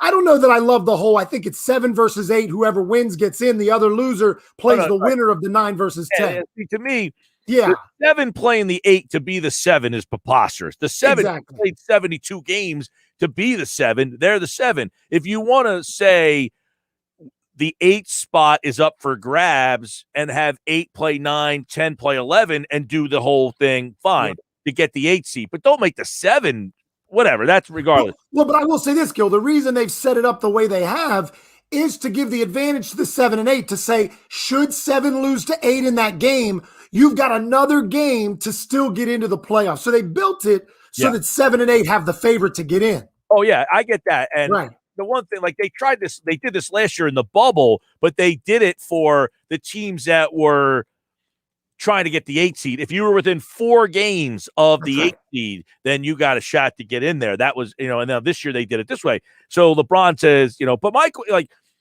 point is, like, if the Sixers are the 1 seed, you don't have to play both Brooklyn and Milwaukee. You only have to beat one of the 2. Correct. And it gives them the better chance to make it to the Eastern Conference Finals, I would say. Yeah, but I think with the Lakers being so, I guess, unsettled at this point, I think this is as wide open as a year as I can remember in a while. Well, if I'm the Sixers, I really like where we're sitting and what I'm kind of viewing out there. The reality is the Clippers are the same team with a different coach, primarily. I know they've lost Harrell and Lou Wood. They've lost some players, but the reality is they built a bench around them as well. You look at, I'm just thinking Western Conference as who they would play possibly in the NBA Finals.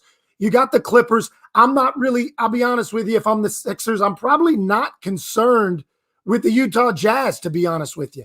It's just not a team that I see in a 7-game series, playoffs on the line, that they're going to be able to do it against a top-tier team. You don't care for that Mitchell. I love Mitchell. Well, I just don't. All right, I say this before. There's only 5 teams that I think can win the title, right? The Lakers, because they have LeBron. The Clippers, because they have Kawhi. The Bucks, because they have Giannis. The Nets, because they got their 3 guys. And the Sixers, because they have Embiid. The other guys aren't ready or good enough to be the best player on the best team in the league. Did I leave anybody out? Like Donovan Mitchell, Chris Paul. Denver lost what's his name? He's out for the year. Yeah, that kills him. Right. So, you start to think of those top-tier teams. Again, it's got to be a shock. It's got to be a surprise by one of these younger teams, these 4 or 5 seeds that would just make a run that would be unprecedented. But I would agree with you. There's only 5 teams, and that includes the Lakers, who might even be in the play-in game. Now, I didn't mention the Warriors because I don't think that Curry can lead that team all by himself. They don't have enough help. There's 5 players right now that are good enough to win the whole thing because the criteria of being the best player on the best team. Agreed. No, agreed. And it's funny. Would you put in you're putting Embiid in that category? Well, I would put the Sixers as a whole because I've watched them play. Obviously, they're the number 1 in the Eastern Conference, but that's due to injuries to other teams as well. And the Sixers have had it too. They've had injuries, but there's been injuries. Yeah, the Sixers played a bunch of COVID games earlier where they played with like 7 guys. Yeah. And so I will put it in the sense that the Sixers as a nucleus, and I've told you this, I love some of their bench players. I love those role players on the Sixers. So for that reason, I like the nucleus of their team. I still don't think they're going to win the NBA championship. I wouldn't put them as the favorite. And I actually still don't like their chances coming out of the East because I just think Milwaukee has now had some experience in the playoffs. Ooh.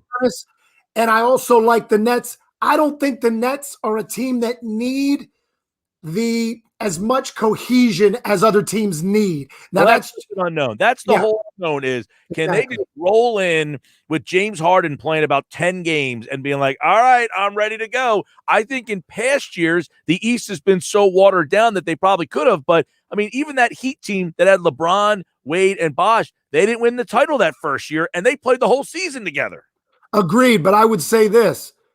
I believe threesome is better. There's no question. And I would say that this threesome is possibly 3 of the top 5 players in the league. I mean, you're talking about 3 of the top. I mean, maybe I'm 5. You could argue 3 of the top 7 players in the league. That's a different realm. Chris Bosh was not one of the top 5 players at his time. LeBron is always the 1 or 2, right?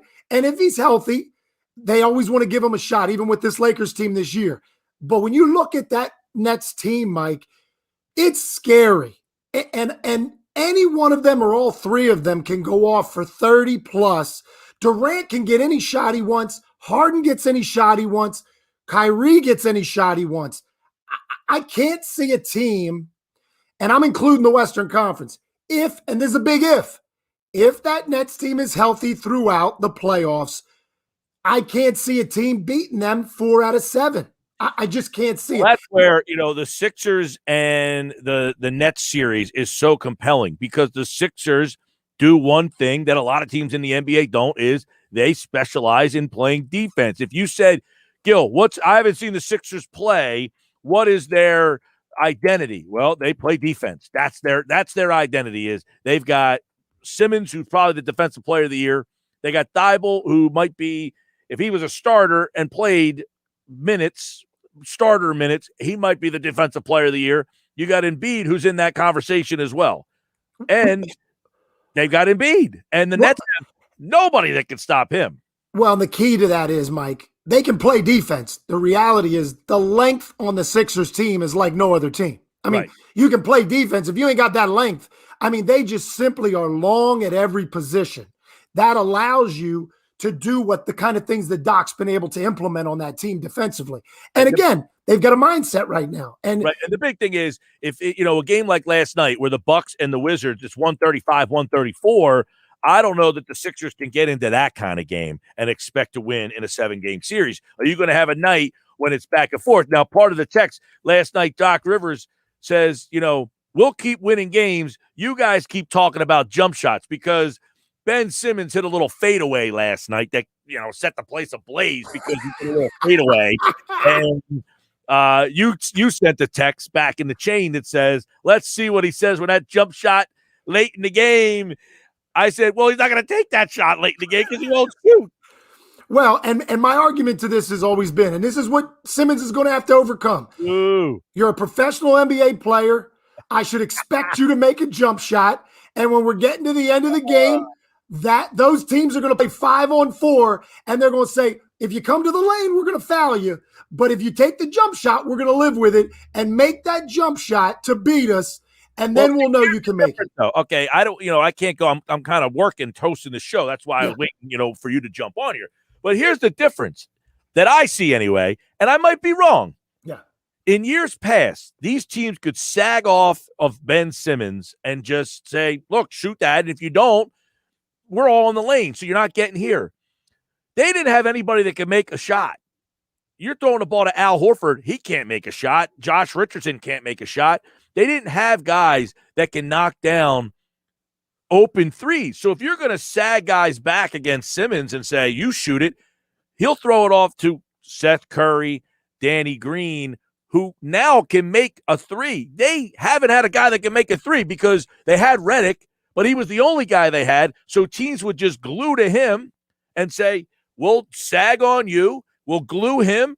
What are you going to do? There was no room to give it to Embiid.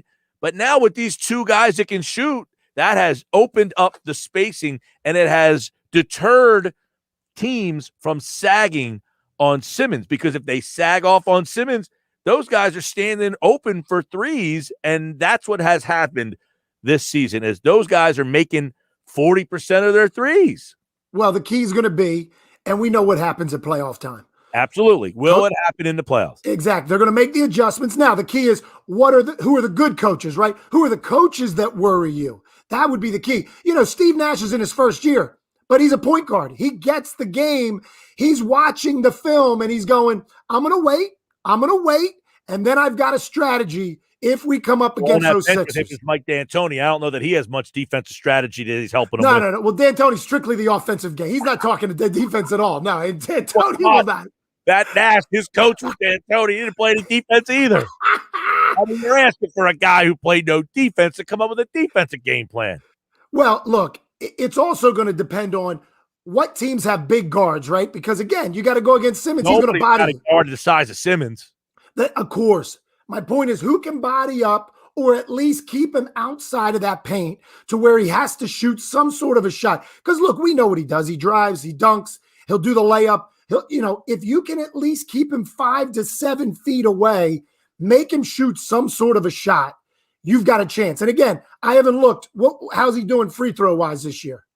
He's been better, and it's been sporadic. Like he'll go through 2-week stretches where he's shooting 80%, then he kind of falls back. He's been better.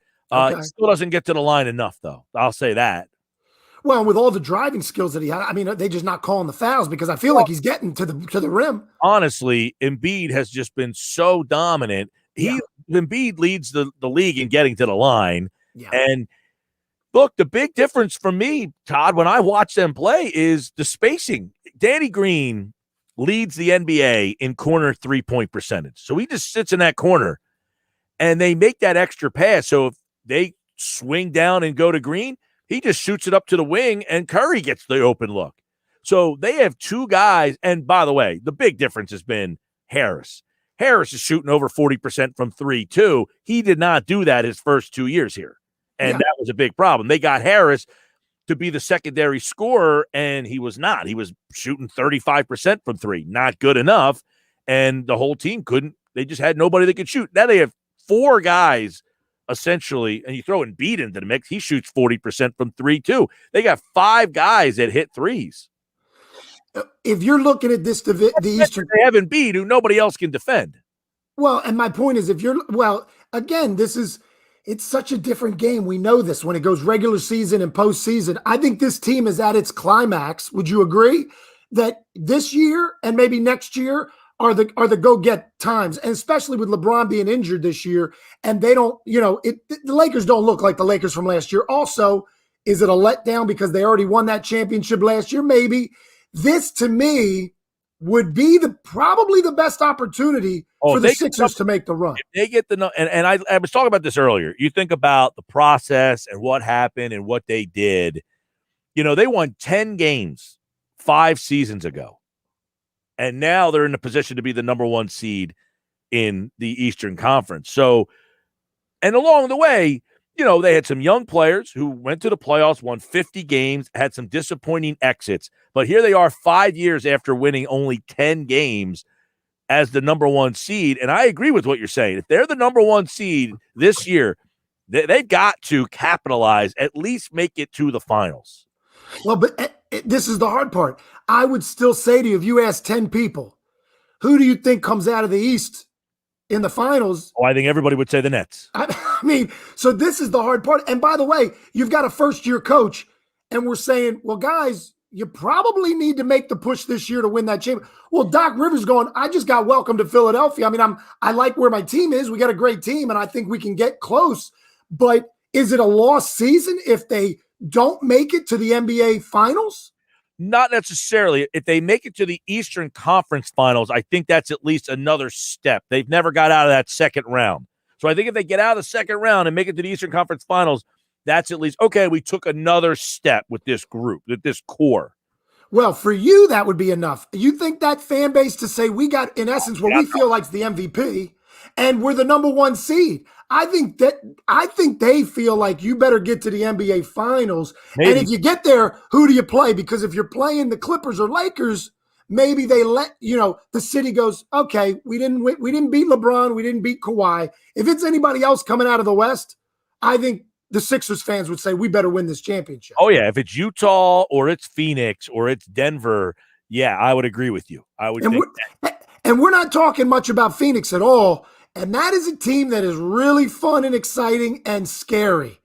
Nobody thinks they got enough. And man, that CP3 has just, and again, Devin Booker's a star, but CP3 is what they needed. Right. And that team is just running through people. And that's a good example of if Booker's just the guy. Booker's great, but he's a young guy. He's not ready. They got a guy at 36 to help them get ready.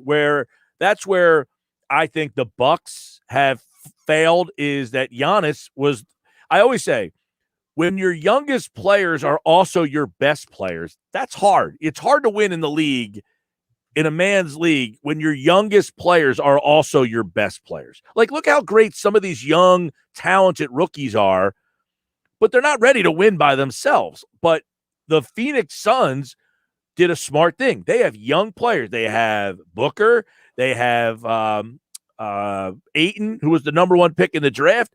But they went out and got a 36-year-old instead of just saying, you two young guys lead us.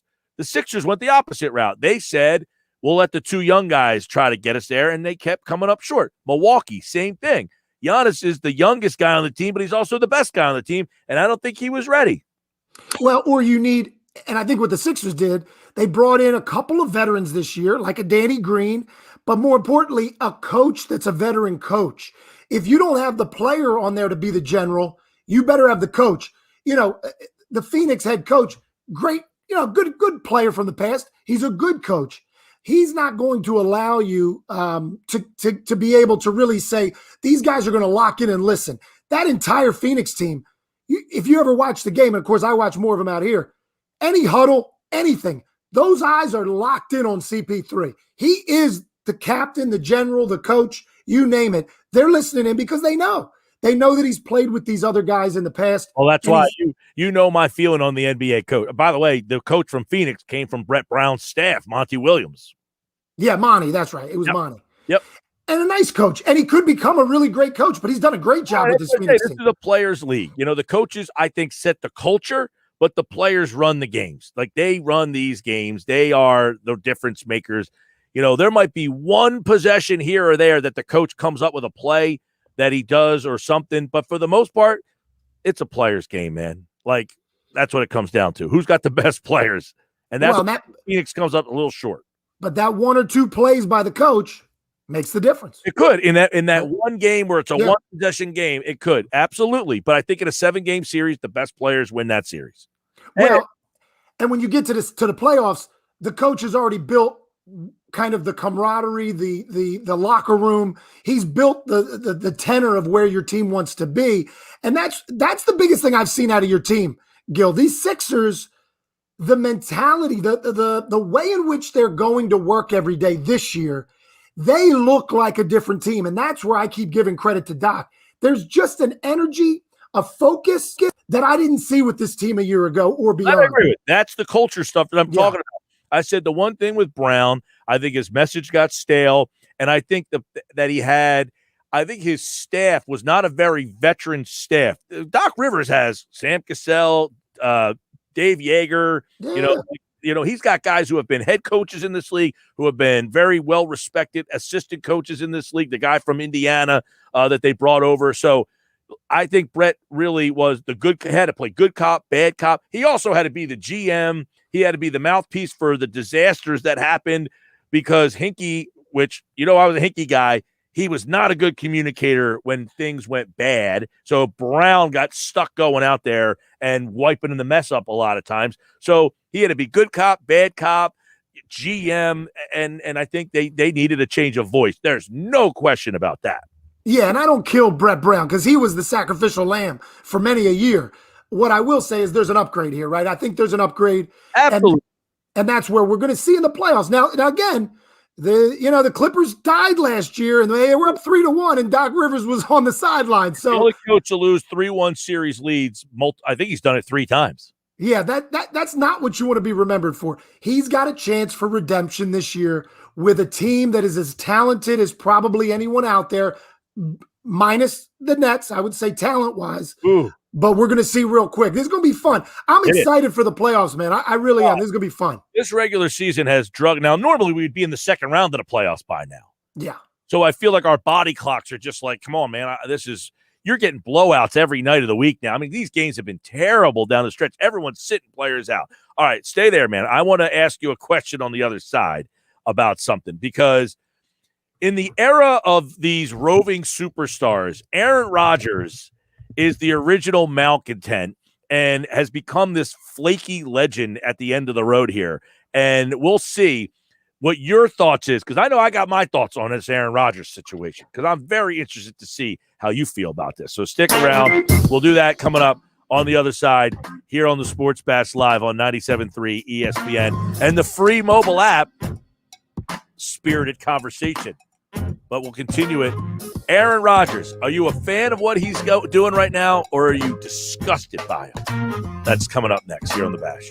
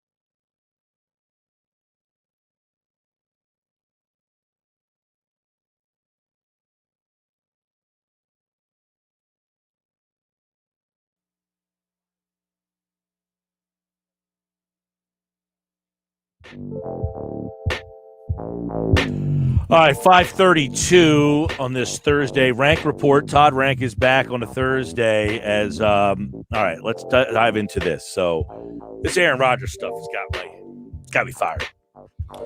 And I look at this Rodgers as a malcontent jerk who somehow in this situation, we typically side with the ownerships and the teams and say, get out there and play. Everybody's siding with Rodgers in this situation, and he might be one of the biggest jerks out there. I'm surprised at all of this.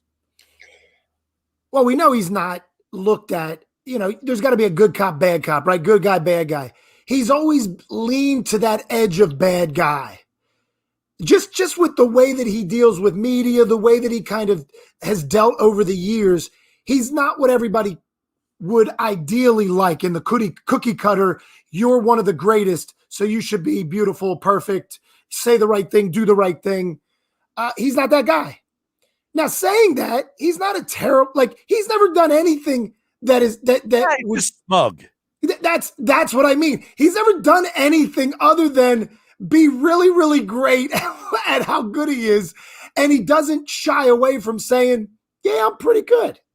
Now, I don't have a problem with him in that aspect, but this whole they drafted someone to replace me, they never get me any help. You don't think he got any disrespect from any of these moves by this ownership? You don't think them not telling him the direction they were going in last year's draft? You don't think he had the right as the best player on that team for years to be in on the conversation?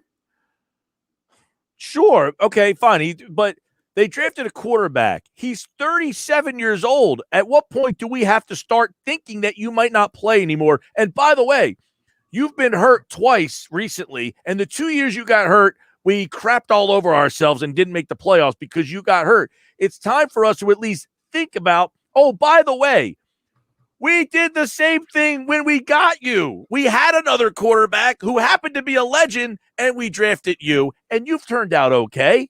Yeah, and guess what we're seeing? The same result. Brett Favre said, thanks, but no thanks. I'm out of here. He went and had an unbelievable year or two with Minnesota. You're getting the same. See, the way in which Green Bay's doing it, I think, is poor. Well, the communication's poor. They could have said, awful. But okay, they're in the right to draft a quarterback. You've been hurt twice, and yes, quarterback. Agreed. But again, talk to that guy, Aaron Rodgers, and maybe Aaron says, I totally agree with you, but don't get this quarterback in the first round. I need help, and I'm still a top 2 quarterback in this league. Get me my help in the first round. Go find your quarterback in the second or third round, or, there's got to be – that was – Gil, you remember watching that draft last year. That was the biggest shock and all by everybody. Yeah. I mean, that wasn't just – done it. I wouldn't have done it. Yeah. At the same time, they went 13-3. So, I mean, you can make an argument that it didn't, their defense, they've been drafting defense, and people say, oh, they haven't been getting them a weapon. Well, yeah, because they keep giving them guys on the other side of the ball so that they have a defense. Because what would happen if you drafted offensive player? They can't stop anybody. But his answer would be, you were 13-3 because I'm that good. And if I leave, let's see how good you. Guess what? This is one of those things where your greatness is almost also your weakness, is that we believe you're that good, and therefore we think that you can make Devonta Adams better than maybe he really is. Well, do you think that placed him in the ass a little bit?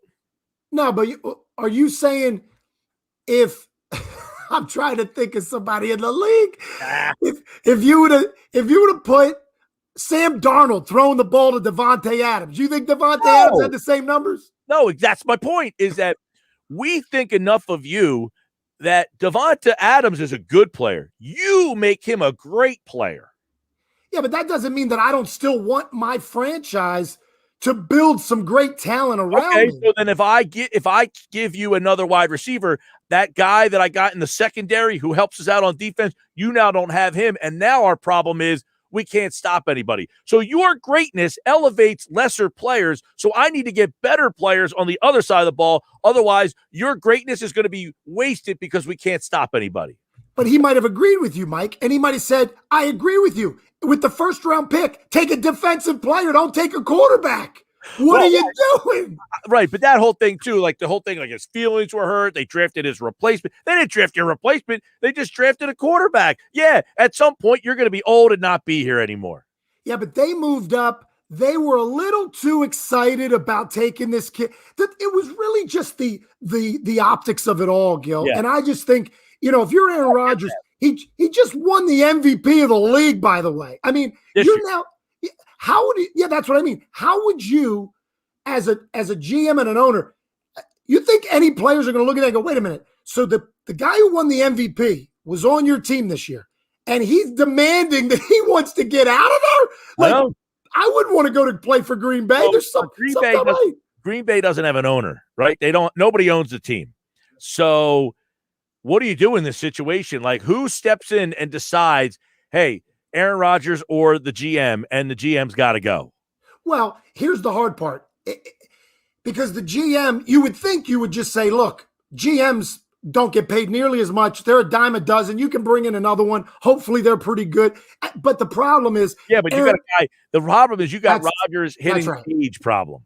That's what I was going to say. He's you've got an end result to Rodgers. What are you going to get? 3 more? I mean, I think 3 more would be probably your max with Rodgers. I could be wrong. He could keep going. I think a good 3 years. But again, if you get rid of him, not get rid of him, but if he demands the trade, you're now going to see him go play for, let's say, a Denver, and he's got a chance to take them to the Super Bowl for the next 3 years when you screwed this whole thing up. I don't think it can be mended. I do think both sides are a little at fault, but I would lean more so to the organization where you lean more to Rodgers. Well, I'm not even placing blame. I'm thinking, dude, you're Aaron Rodgers. Like, if you're complaining that they drafted a quarterback, they didn't draft a quarterback. Like, you're Aaron Rodgers. They're not replacing you with that guy. Like, he's just sitting there because they thought that they needed a backup in case you got hurt. Because the last time you got hurt, the season went down the toilet because they had to play Scott Tolzien. Well, but then add the other pieces into it, Mike. Yeah. So there's the quarterback. There's the salary. What are we doing with that? Why are you trying to squeeze it and extend it and delay it and all these things? He's not happy about that. I'd be more respectful if he said, you know what? I don't like Green Bay. It sucks living here. Well, I mean, he's been there long enough. He's probably said it's just similar to Tom Brady. I saw what Tom did. He went down to a warmer place. Now, Denver's not as warm, and that seems to be a place that is of possibilities for what they can give. Vegas, baby. I mean, well, I think that honestly would be the greatest fit for him and marketing, everything. You name it. I think Vegas would be the perfect fit. And you've got a Gruden, an old school coach. He gets it. He'll let Rodgers do his thing. I just feel like that would be a better fit. The other piece to it that we didn't talk about, you've got the salary part of it. You've got the quarterback part of it. And at the end of the day, there's just been a strain of a relationship that I don't think you can rebuild, and that's what we're feeling. And I think he's done there. I think he's done there. Yeah. And do you think even if they won't trade him out of spite, that he will sit? He will not play. I could see that that's the thing that he just says, although he's got something in his contract that if he doesn't play, he owes him like $30 million. That's a tough pill to swallow. Well, would it come out of the salary that he would be getting paid this year? Or you're saying he would owe them 30 for not? I can't believe I haven't read that. I've got to read into that because that doesn't make any sense. He would owe them the signing bonus. He has a $30 million signing bonus. If he doesn't play, he would owe that back to them. Wow, that's a terrible agreement by that agent to put into that fine writing. Oh, it's horrible that your agent got you $30 million for putting your name on a piece of paper. No, but to give I'd like to have that agent to give the team an out for a year for $30 million. You can't give him an out. I mean, he's the MVP. He deserves probably more than $30 million for what he's given that Green Bay City. That team, if he leaves, Mike, that team becomes irrelevant. Well, come on. They said that when Favre left. I mean, they've only had about 3 quarterbacks ever.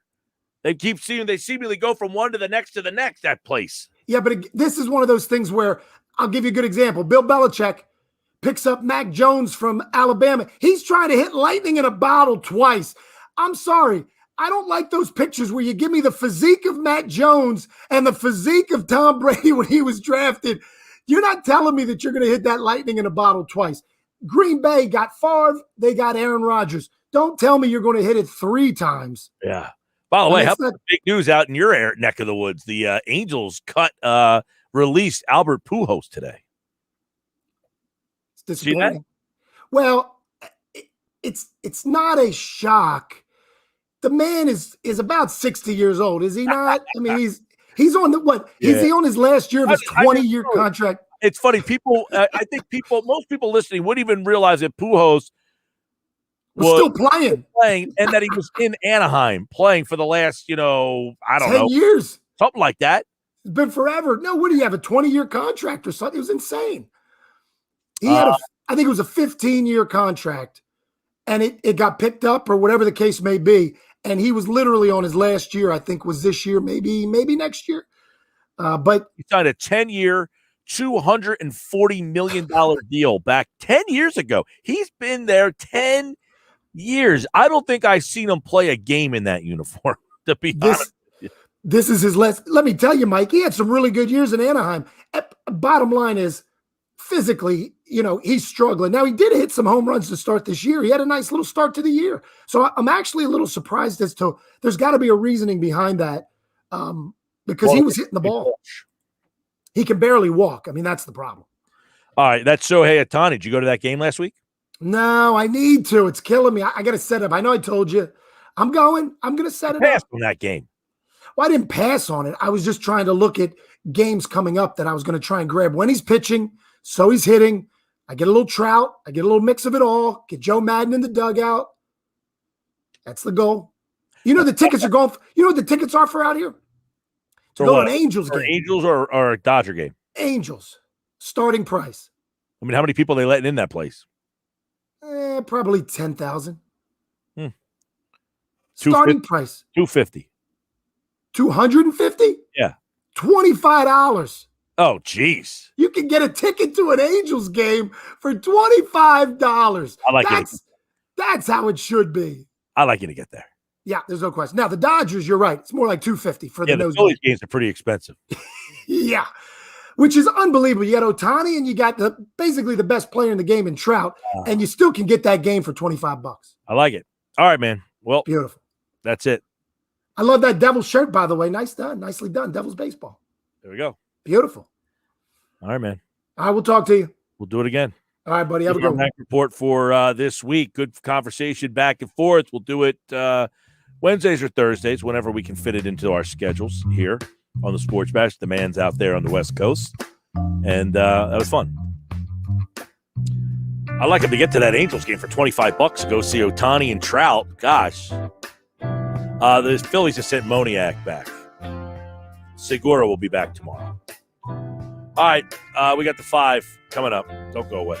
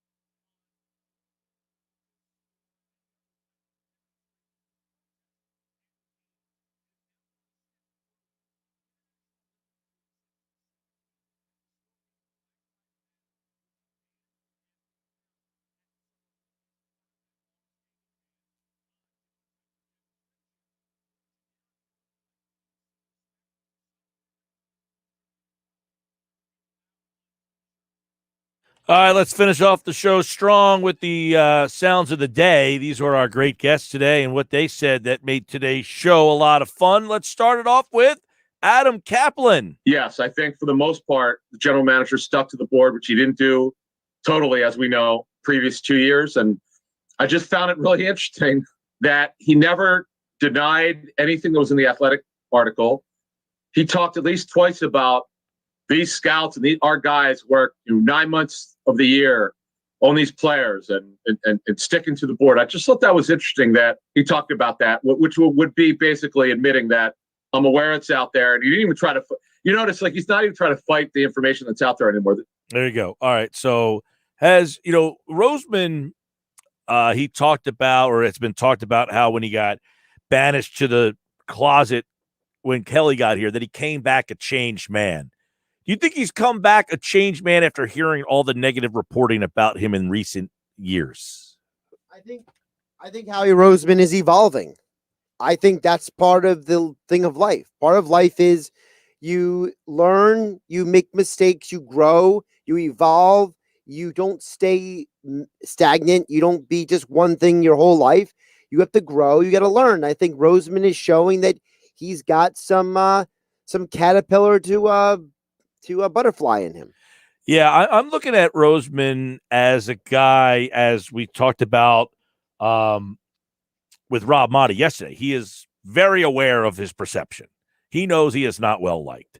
And that in being not well liked, I don't think he wears that like this badge of honor on his shoulder. I do think he wants to try to find ways to change his perception. And that means, like, hey, I got to stick to my board or stuff like that. Well, I think part of changing your perception also is understanding where you actually did something wrong. I think in some ways, him admitting, without directly admitting, that he may have done something wrong is a way of saying, hey, we got to grow. We got to change. Look, he has that Super Bowl that he can always kind of lean on to say, I did this. And if I'm struggling, let me go back and see what I did there and see if I can emulate that. It's a beautiful thing to fall back on, isn't it? That's why I can't say I hate the man. I might not love the guy. I might not be my favorite guy, but I can't dislike the person who had any person who had a hand in that. By the way, hate's a strong word. Well, there's people out there that hate him. I know they do, but it's like, there are people who are worth hating in this world. The fact that you hate Howie Roseman says something about you more than it's about Howie Roseman. Adam Kaplan, the cornerback situation. McPherson is inside out. Take two. McPherson is a inside outside corner who's a pretty sharp kid, transferred from Penn State, who will play on the outside, as I understand it, for the Eagles. Now, if he wins the starting job opposite Darius Slay, that means Maddox, thankfully, will be moved inside where he'll be best. He's not an outside corner. They learned that the hard way, but they cannot be done at corner here. They've got to do something in free agency. It's not a great overall list. There are 3 or 4 guys worth exploring. But the problem is the Eagles don't have the cap space. So, yeah, and I kind of asked him if it's a follow-up, then making a trade. He said, that's kind of difficult. No one wants to trade a starting corner. So how do they get another guy? They're up against the cap. They can't go in with this. This one's going to be something to keep an eye on. It's going to take some magic. And I think that post June 1st that you and Jeff Mosher, talked about yesterday, I think that may come into play. The fact that if you move a guy after June 1st, whether you release him or you trade him, it does save you some money. So, maybe the Eagles, if they don't get a trade done by, I don't know, mandatory mini camp, do they just outright release Zach Ertz? I don't know. Well, Motti said yesterday he thinks that's the most likely scenario. He said they just release him and get the cap space. But can you imagine, like, after all he's done, all the accolades, you're worth cap space to us? That sucks. It does, but it's a business. It is, but that's where I'm like, you're clearly better if you just keep them. Is the cap space is that going to improve you better than keeping Zach Ertz? They would say that their priority is the team's future, and he's not part of the future. It's probably what their excuse is. All right, Ben Golliver's coming up tonight on Game Night, the outstanding NBA writer from the Washington Post. That is coming up at 6:20 on Game Night here on 97.3 ESPN. Josh has you till 7 o'clock. I'm back tomorrow on a happy hour Friday. PT, Bob Wankel, Paul Hudrick, DeCecco, Jeff Kerr, maybe even Sal Powell. I have to give him a call and see if he's in for tomorrow or not. I forget how far in advance we set these things up. You know what I mean? All right, that's the show. We want to thank everybody who was watching today on Facebook, YouTube, and Twitter.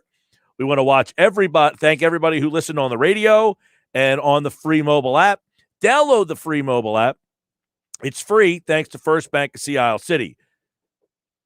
Josh Henning produced it, and I'm Mike Gill. This has been the Sports Bash Live on 97.3 ESPN. Have a great rest of your Thursday. No games tonight. Just enjoy the night.